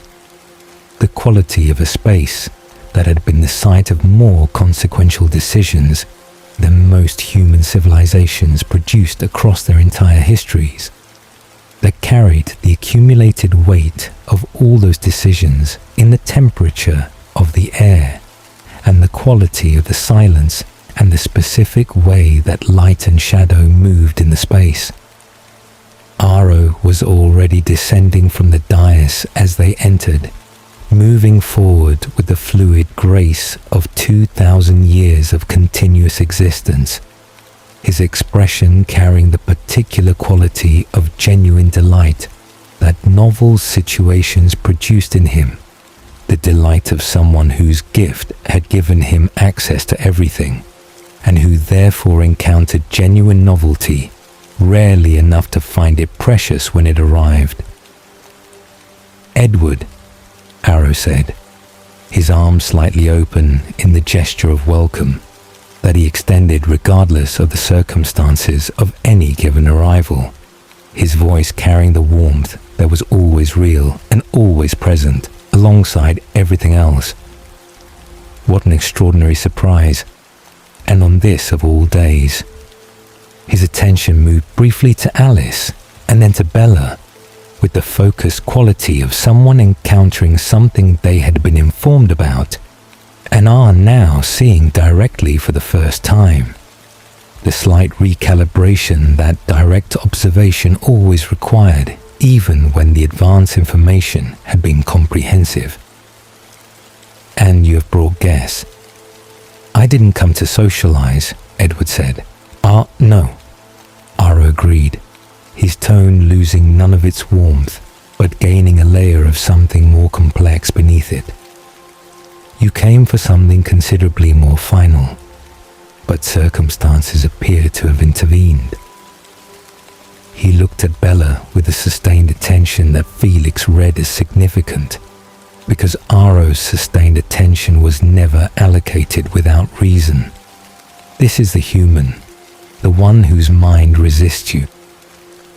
He moved toward Edward with the unhurried grace of someone who has never needed to hurry and has had long enough to fully internalize that fact, extending his hand with a gesture that was an invitation and a request, and, given the context and the power differential of the room, also something that contained elements of neither.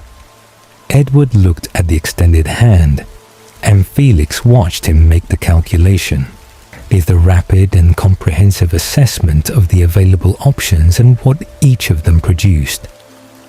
And then he reached out and took Aro's hand. The stillness that followed was the stillness of Aro's gift at full operation. The absolute receptive quiet of a mind receiving everything another mind had ever contained. And Felix watched it with the attention he brought to all such readings in the throne room, reading Aro's stillness for the information it carried about what was being received. The reading lasted longer than most.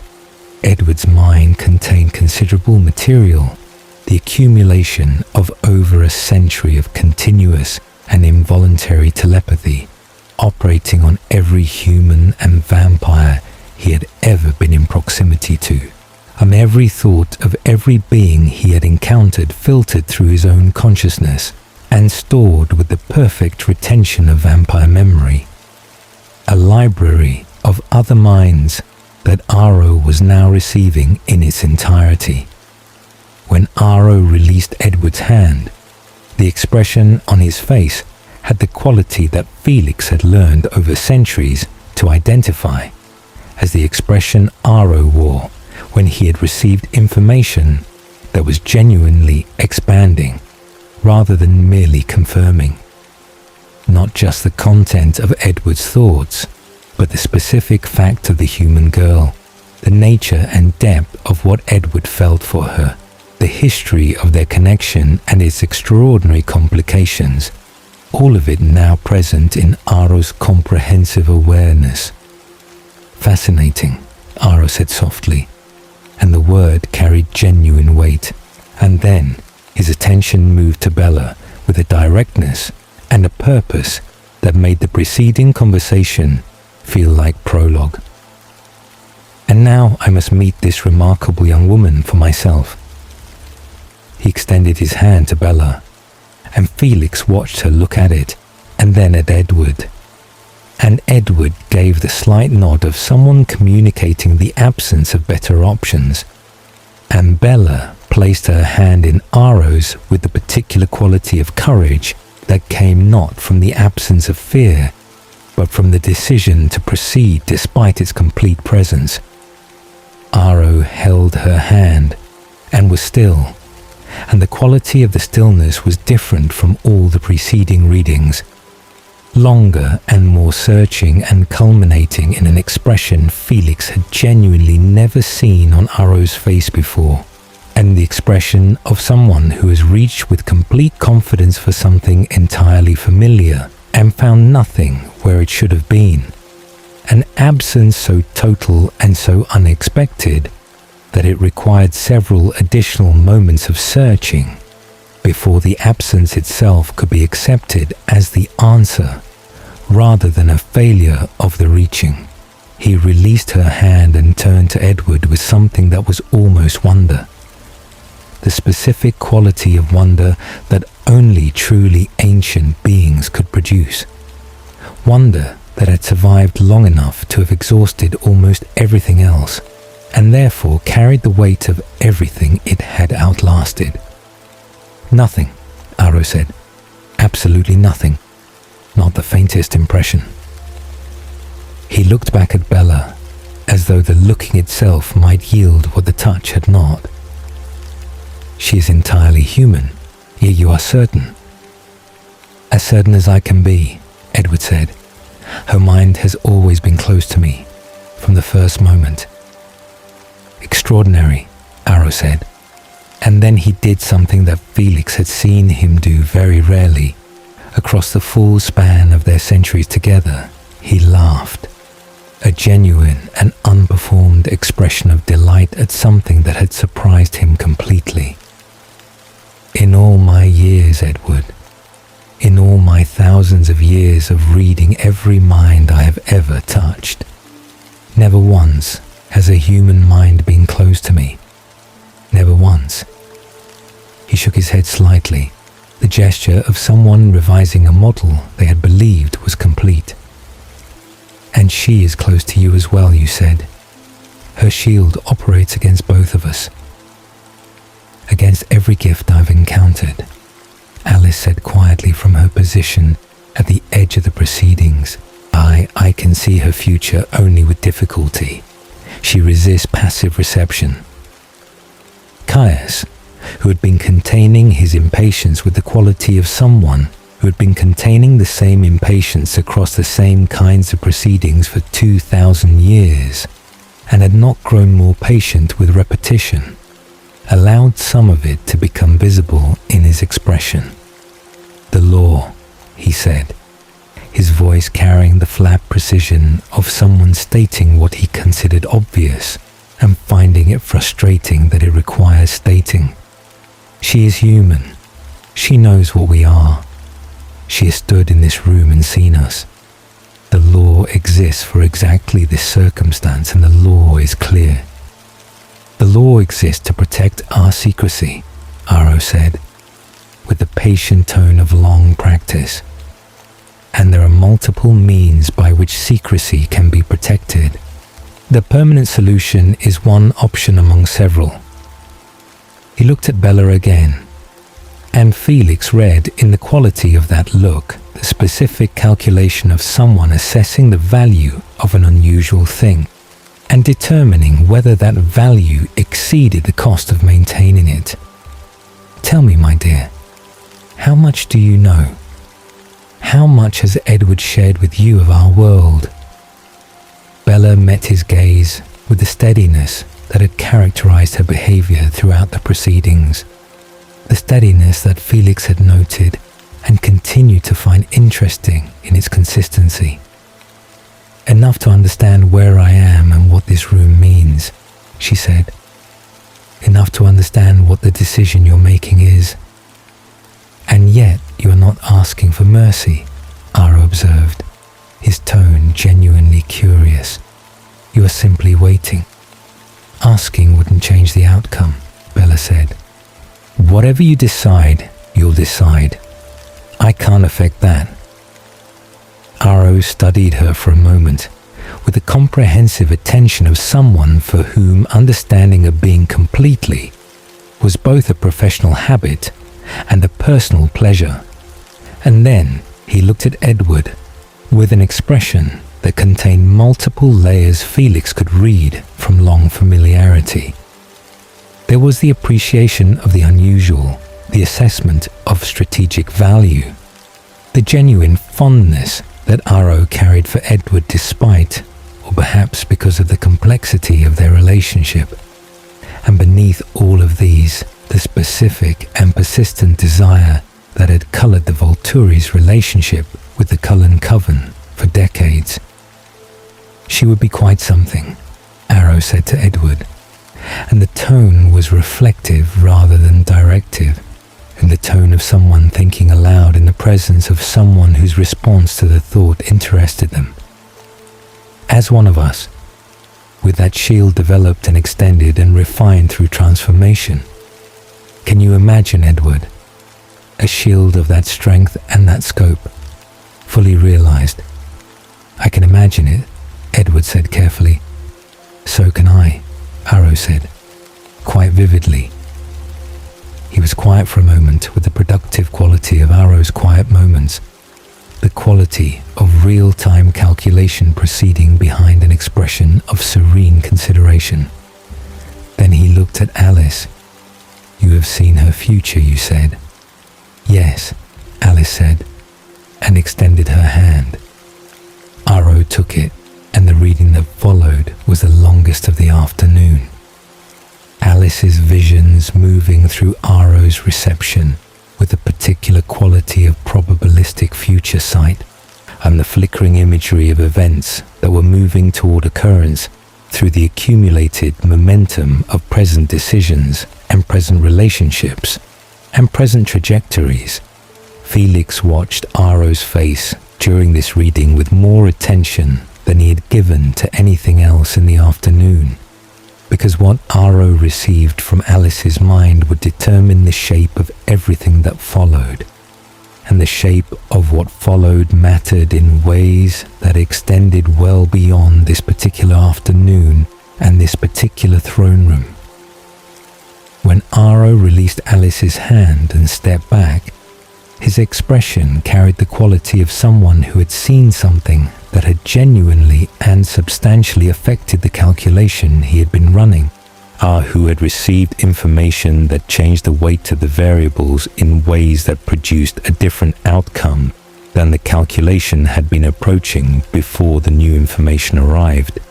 He looked at Bella one final time, with an expression that Felix read as the expression of someone filing the complete details of an unusual thing they expected to encounter again in different circumstances, at a time that was not yet precisely known, but was moving toward them through the logic of everything that had been set in motion today. What a remarkable collection of superlatives you seem to generate, Aro said to Bella, and the warmth in his voice was real, and the complexity behind it was equally real. The telepath who has never met a mind he cannot read, and yours defeats him completely.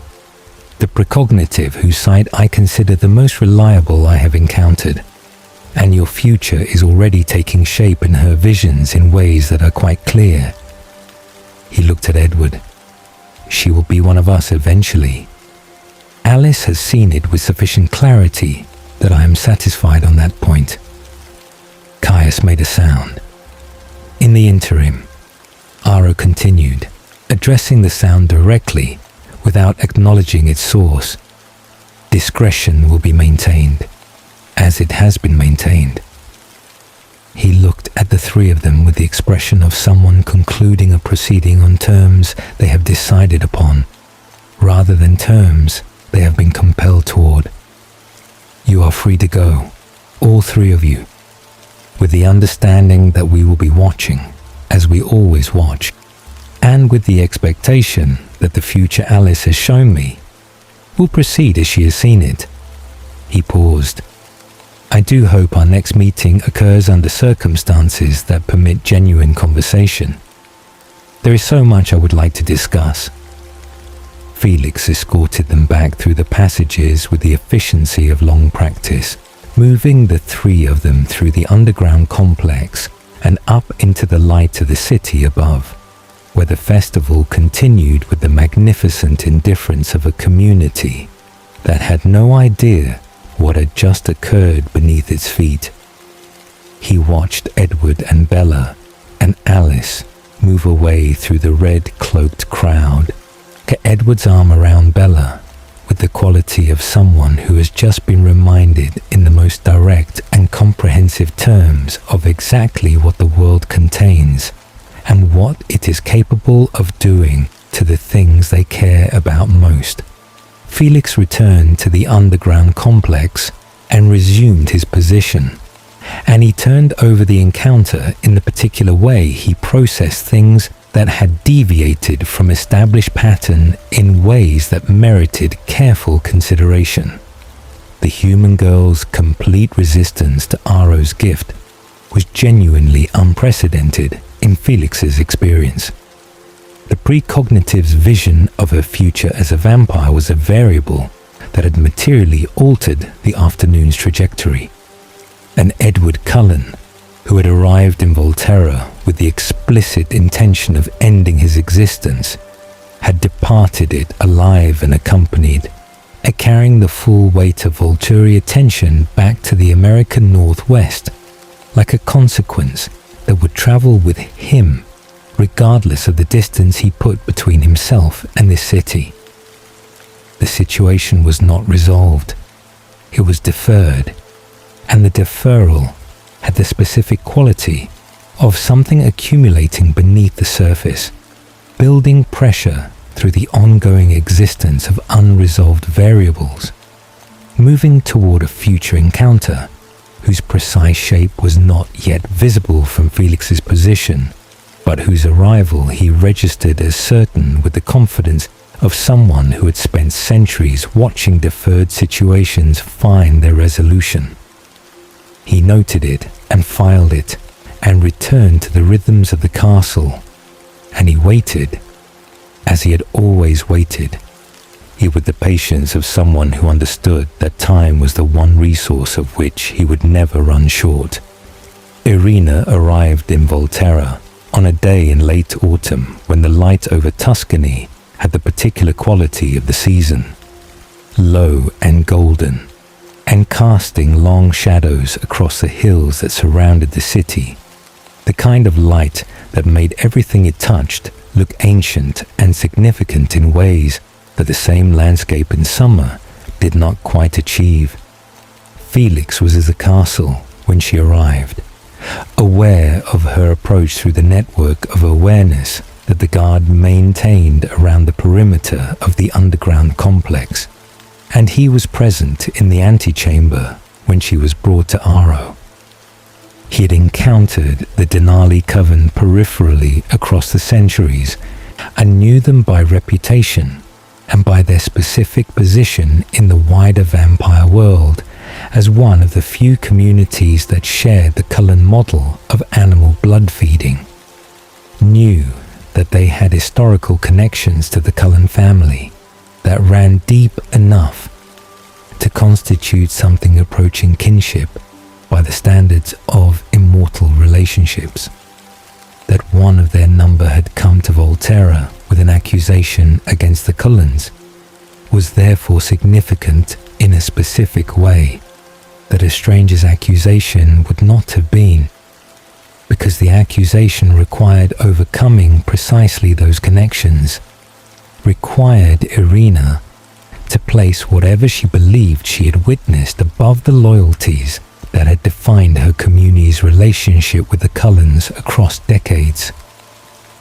Aro received her with the warmth he extended to all arrivals and took her hand and was still, and Felix watched his face during the reading with the attention he always brought to such moments, and what he saw in Aro's expression as the reading progressed was not the mild, interested attention of someone receiving expected information, but the particular quality of focused concentration that indicated the content was significant, was reshaping his existing understanding of a situation he had been monitoring for years. When Aro released Irina's hand, the room was quiet for a moment with the quality of quiet that preceded significant announcements. Then Aro looked at Caius, and the look contained the specific communication of someone who had found what the other had been arguing for.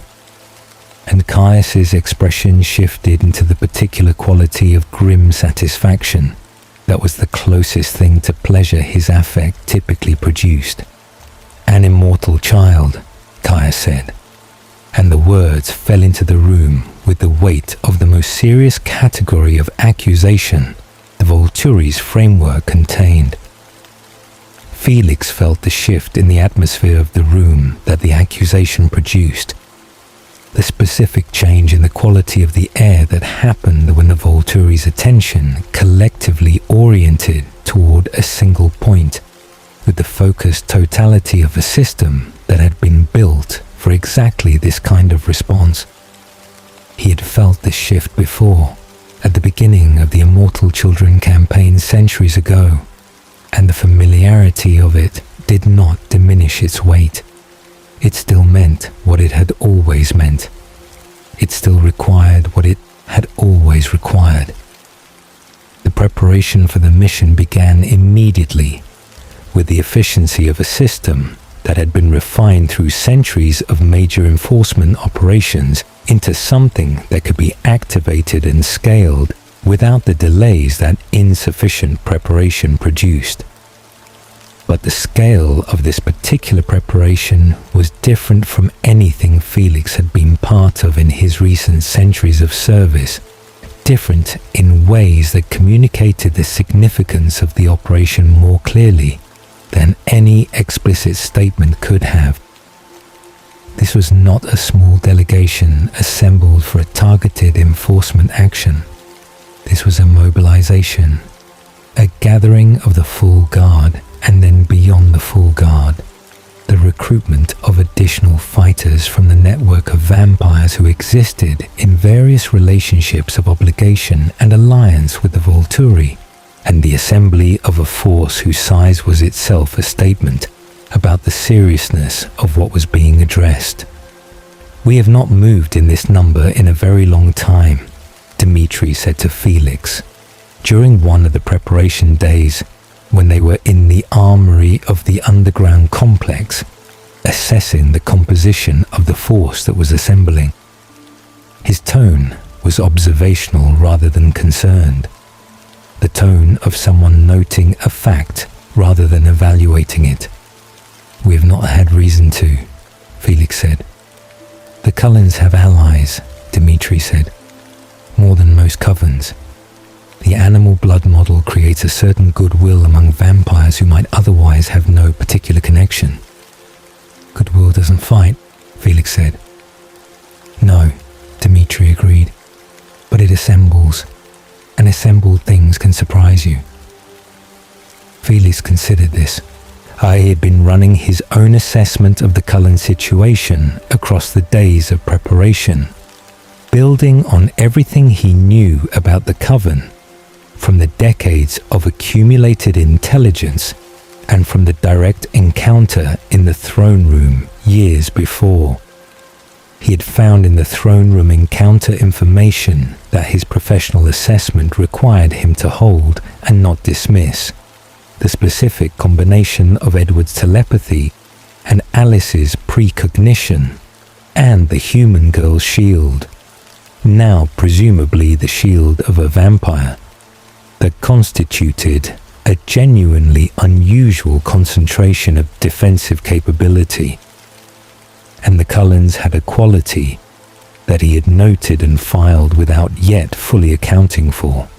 The quality of beings who had built real relationships with the wider vampire world through their unusual choices, rather than through the fear and the power differential that the Volturi used to maintain their network. We go in full strength, Felix said. And it doesn't come to a fight because it doesn't need to. The accusation will be addressed, the situation will be resolved, and we return.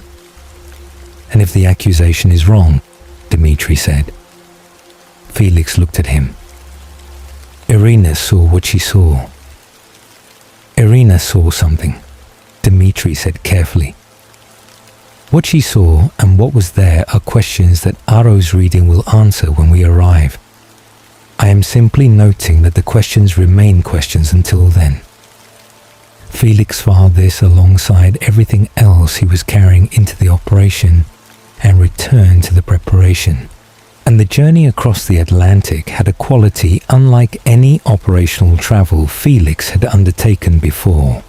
Not in the logistics of it, which were the logistics of moving a large group of vampires through the human world, with the concealment that the primary law required and which the guard's experience made manageable, but in the atmosphere of it, the specific quality of moving in large numbers toward a confrontation that everyone present understood had the potential to be the most significant engagement the Volturi had undertaken in living memory.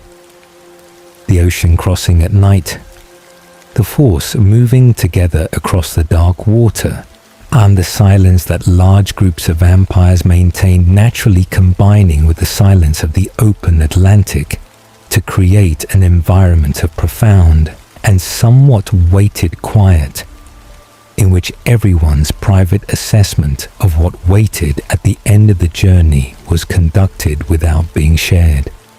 Felix's assessment was tactical and comprehensive. He had been building the model of the likely confrontation across the days of preparation, adding to it with each new piece of information about the composition of the Cullen Coven's potential witness network, and the model had been growing in complexity in ways that he found professionally interesting rather than personally concerning, because professional interest and personal concern occupied different categories in his psychology and had for centuries. The Cullens would not be unprepared. The Alice's precognition guaranteed that. The force they had assembled in response to that foreknowledge was the variable that Felix's model could not yet resolve. The unknown quantity that would only become known on arrival. He was right about Alice's foreknowledge and right about the response. And the knowledge of being right about both of these things did not make the actual arrival any less striking in its visual and tactical reality. The Volturi force emerged from the forest on the northern edge of a broad clearing in the American Northwest. And what they found arrayed on the opposite side of that clearing was something that Felix had not seen in the entirety of his immortal existence. A deliberate and substantial assembly of vampires from across the entire breadth of the vampire world, gathered in a single location with the explicit purpose of standing as witness to a situation they had collectively determined required their presence. Felix read the opposing force with a rapid and comprehensive tactical assessment that was as automatic to him as breathing had once been. The Cullen family at the center, identifiable by the gold eyes and the particular quality of their collective positioning, arranged with the unconscious coherence of people who had been functioning as a unit for long enough that their spatial relationships in high-stakes situations reflected the logic of genuine coordination, rather than the improvised positioning of individuals who happened to be standing near each other. Flanking them, vampires from every region, every physical type, on every combination of apparent age and actual age that the vampire world produced. And Felix was cataloguing gifts with the rapid expertise of someone who had been assessing vampire capabilities in potential combat situations for centuries, identifying the tells, the particular qualities of stillness and attention and physical positioning that distinguished gifted vampires from ungifted ones in the moments before gifts were deployed.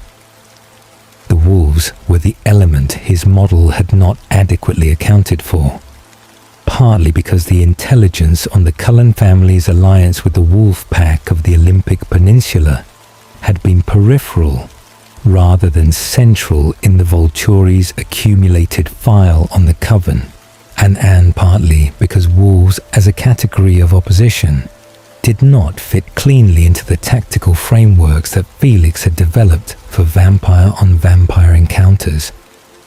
They were large and fast, and capable of the specific kind of destruction that vampire bodies required to be permanently ended, and they were present in numbers that added a genuine variable to the engagement mathematics that Felix had been running since the moment the Volturi force had emerged from the tree line. More than expected, Dimitri said quietly at Felix's shoulder, his voice carrying only to Felix, and the tone was the tone of someone updating a prior assessment rather than expressing surprise or concern. Significantly more, Felix agreed. The Egyptian Coven, the Amazonian, the Irish. He was still reading, still cataloguing. I'm Benjamin. Benjamin's gift is the complication, Dimitri said. Benjamin's gift is a significant complication, Felix corrected, because precision mattered in this kind of assessment. Benjamin's ability to physically manipulate the natural elements, to move earth and water and fire and air with the focused intention of his gift, introduced the category of offensive capability that conventional positioning and conventional defensive formation did not adequately address, because it operated on the environment itself rather than on the individuals within it, and an environment that became actively hostile was a different kind of problem than opponents who were hostile within a stable environment.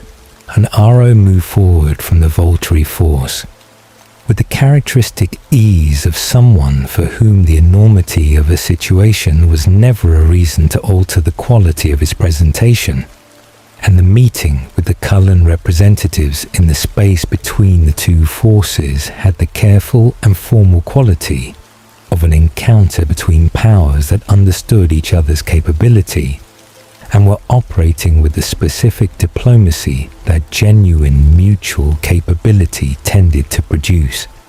Felix remained in position with the main force, maintaining the awareness of the entire clearing that his role required, watching everything simultaneously, reading the shifting quality of tension in the assembled vampires on both sides as the negotiations proceeded in the space between them.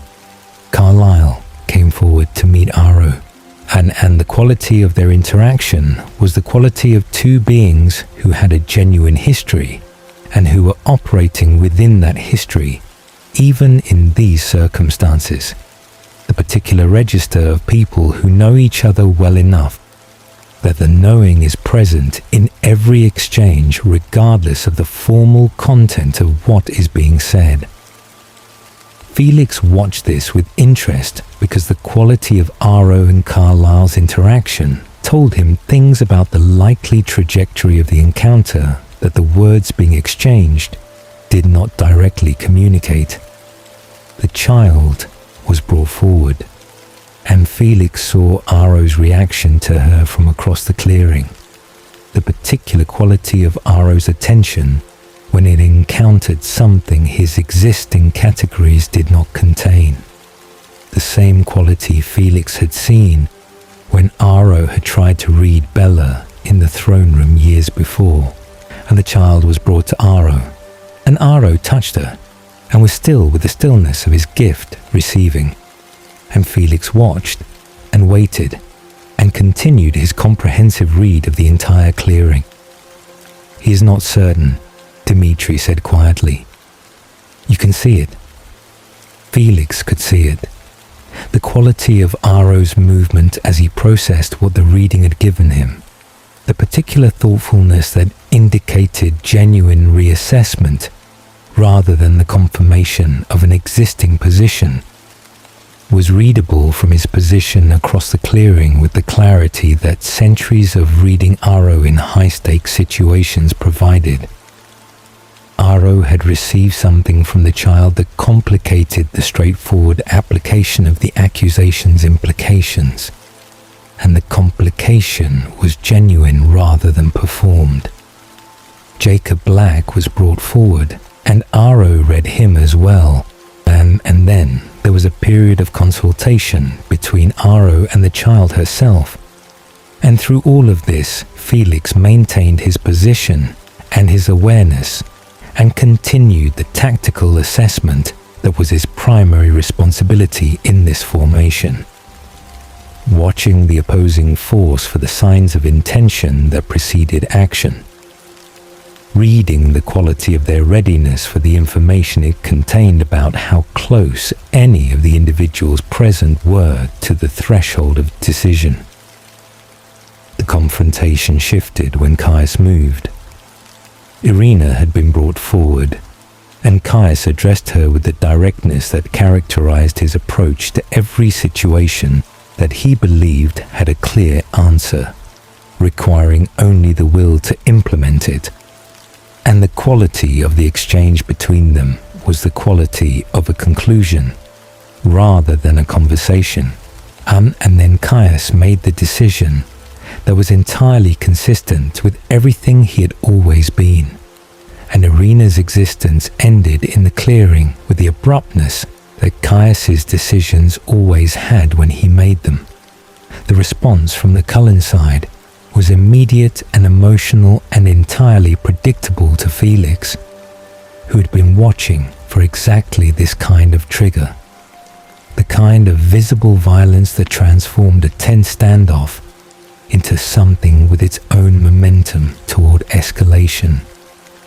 The two figures who surged forward from the Cullen line were contained by their companions with the speed of people who had anticipated the response and positioned themselves to manage it.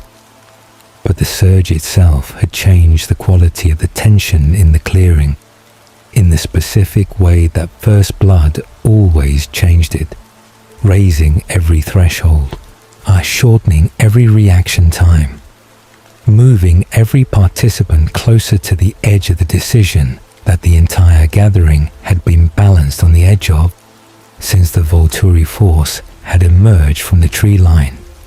Felix felt the shift in himself as well, felt the specific alertness that preceded engagement sharpen into something more focused and more immediate, the alertness of a system that had been at readiness and was now at the final stage before action.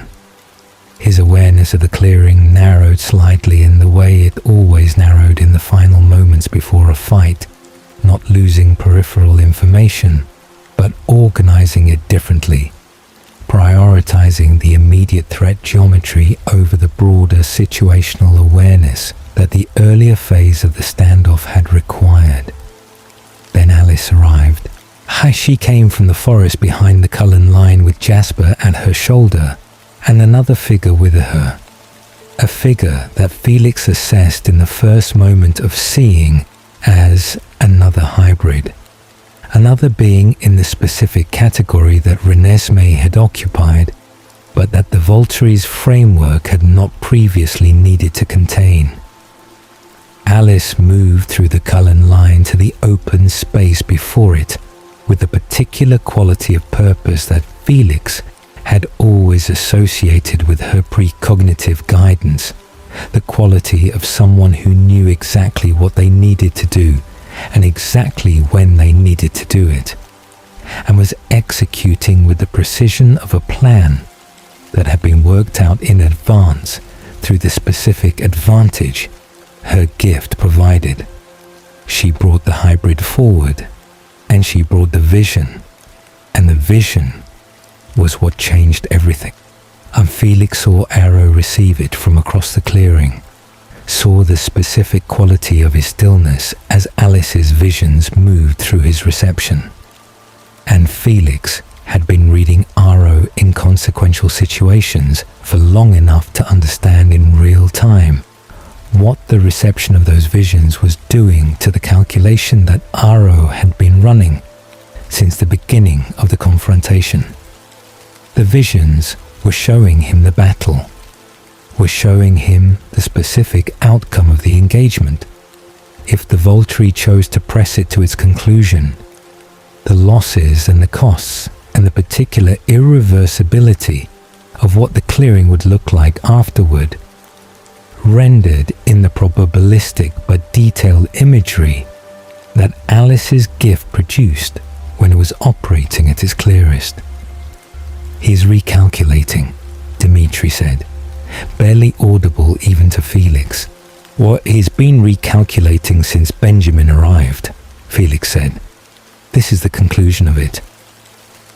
The engagement, when it came, was brief and partial, initiated not by Aro's decision, but by the particular volatility of a situation in which too many powerful beings had been held at too high a threshold of readiness for too long, and the specific quality of Caius's impatience finally finding an outlet in the order that sent a portion of the Volturi force forward into the space where Benjamin's gift met it, with the elemental response that Felix had flagged as the primary environmental complication from the moment he had identified Benjamin in the opposing line.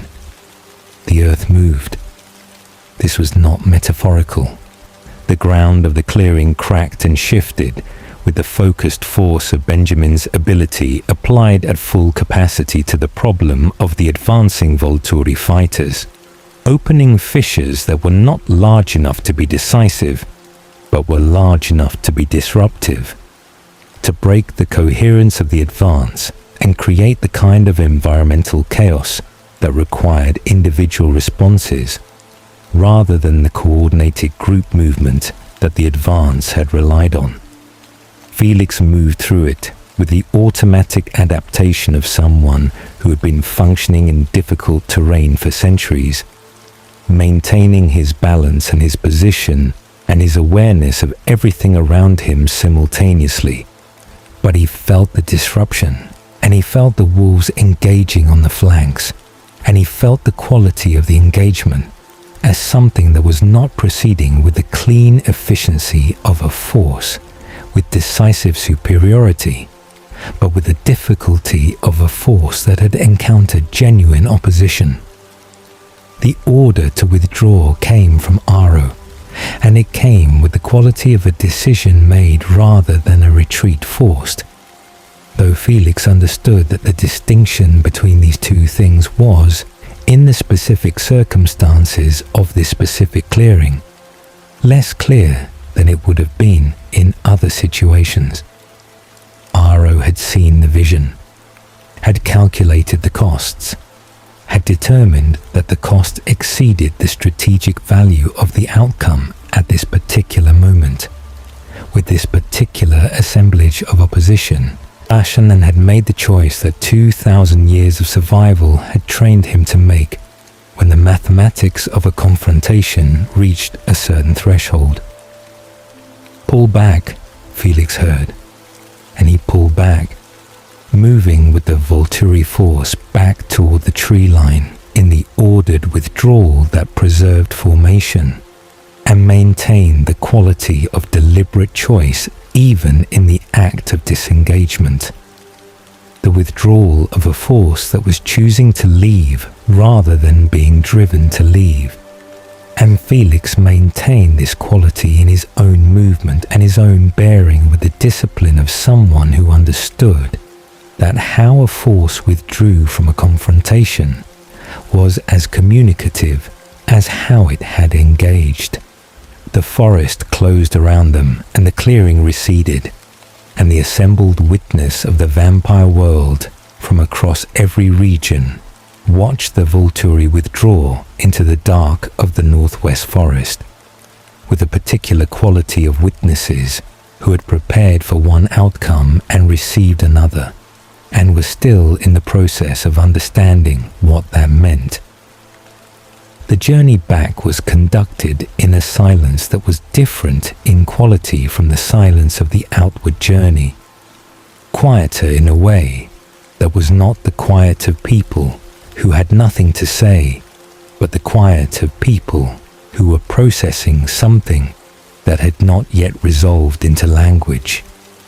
Felix moved through it with his own processing, which was the processing of a soldier who had been in engagements that did not conclude with the outcome the engagement had been organized to achieve, and who understood what that experience required in terms of honest assessment and forward planning, and the particular discipline of not allowing the incomplete outcome to become a narrative about defeat rather than about complexity. They were prepared, Dmitri said eventually, during the first night of the return journey, when the immediate processing had settled enough to permit genuine exchange. They were prepared, Felix agreed. Alice's gift made preparation possible. The witnesses made preparation sufficient. The combination of the two, Dmitri said, the precognition and the relationships. The Cullens have spent decades building something that functions as a network rather than just a coven. That is unusual. It is, Felix said. It is what Carlyle's choices produced over time. The animal blood model creates a different quality of relationship with the wider vampire world than the standard model does. Carlyle understood this, I think, perhaps from the beginning. Dmitri was quiet for a moment. Aro will not forget today. Aro forgets nothing, Felix said. That is the nature of his gift. But you mean he will not set it aside? He will not file it as concluded? Yes, Dmitri said. That is what I mean. No, Felix agreed. He will not. They crossed back into the Atlantic night, and the force moving with the efficiency of long practice and the particular quality of an army, returning from an engagement that had not produced the clean resolution that the engagement had been organized around, carrying the weight of the unresolved alongside everything else they were carrying back to the castle and the corridors and the ancient routines of Volturi life. Felix returned to Volterra and walked the corridors he had always walked, and resumed the position he had always held, and took up the rhythms of the castle with the same quality of settled continuity that had characterized his existence across all the centuries of his service. The confrontation in the clearing had not shaken him, and it had not produced the kind of existential recalibration that such events sometimes produced in beings whose sense of their own position in the world was more fragile or more dependent on continuous confirmation than his had ever been. He was what he had always been, in service to what he had always served, and the confrontation had added to his understanding without subtracting from his certainty. But he had learned something in that clearing, had added to his model of the world a piece of information that the preceding centuries had not provided in quite this form. The Cullens had built something real, had accumulated through their unusual choices and their unusual relationships, a kind of power that did not look like power in any of the conventional senses he had spent centuries cataloguing and assessing, and that did not manifest as individual combat capability or institutional authority or territorial control, but that had proven in the clearing to be as consequential as any of those things. He filed it with the thoroughness he brought to all consequential information, and held it alongside everything else in the comprehensive and permanent record that his immortal memory maintained. And he returned to the work, and he waited, as he had always waited, for whatever the world would require of him next, Felix endures. This is perhaps the simplest and most complete thing that can be said about him, the statement that contains within it everything else, the whole of what he is, and what he has always been distilled into a single fact, that the centuries have only made more true with each one that has passed.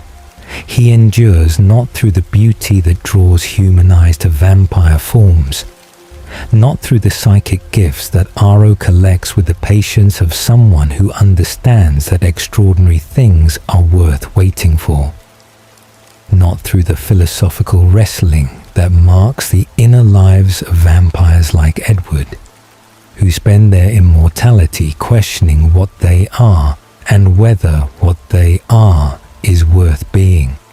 Felix has never needed to wrestle with those questions because he has never found them genuinely open. He knows what he is. He has always known. And the knowing has been enough. He is the oldest kind of soldier, shaped by a world that no longer exists in any form that would be recognizable to the boy who grew up inside it, serving a cause he did not invent and did not need to invent, because it was already there when he arrived, way already built and already permanent, already the defining structure of the world he was entering. He brought to it the thing it needed most, which was not cleverness or psychic novelty, but the simple and irreplaceable fact of absolute physical commitment, the willingness to be the final consequence of every decision the Volturi made, the force that stood behind every judgment and made the judgment real. In that willingness, sustained across millennia without diminishment, Felix found something that the restless and the searching have always had difficulty locating in their motion. He found purpose, and he kept it, and it kept him. The Volturi still stand. The castle still waits beneath the Tuscan hills, its corridors running through the ancient rock, its torches casting the same warm and flickering light they have always cast against the same pale stone, its halls holding the same quality of deep and permanent silence that has been accumulating there since before most of the things in the world above were built. Somewhere in those corridors, Felix still walks, still stands beside Dimitri in the particular ease of centuries of partnership, still takes his position in the great hall when Aro requires the guard assembled, still watches the world above change through its seasons and its centuries, while the world below continues in its permanent and unchanging dark.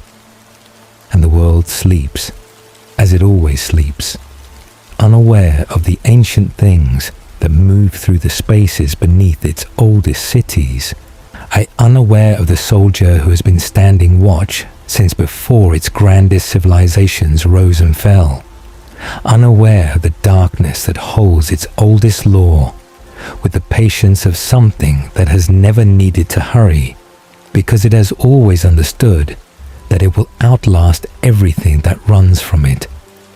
So close your eyes now. Let the torchlight fade.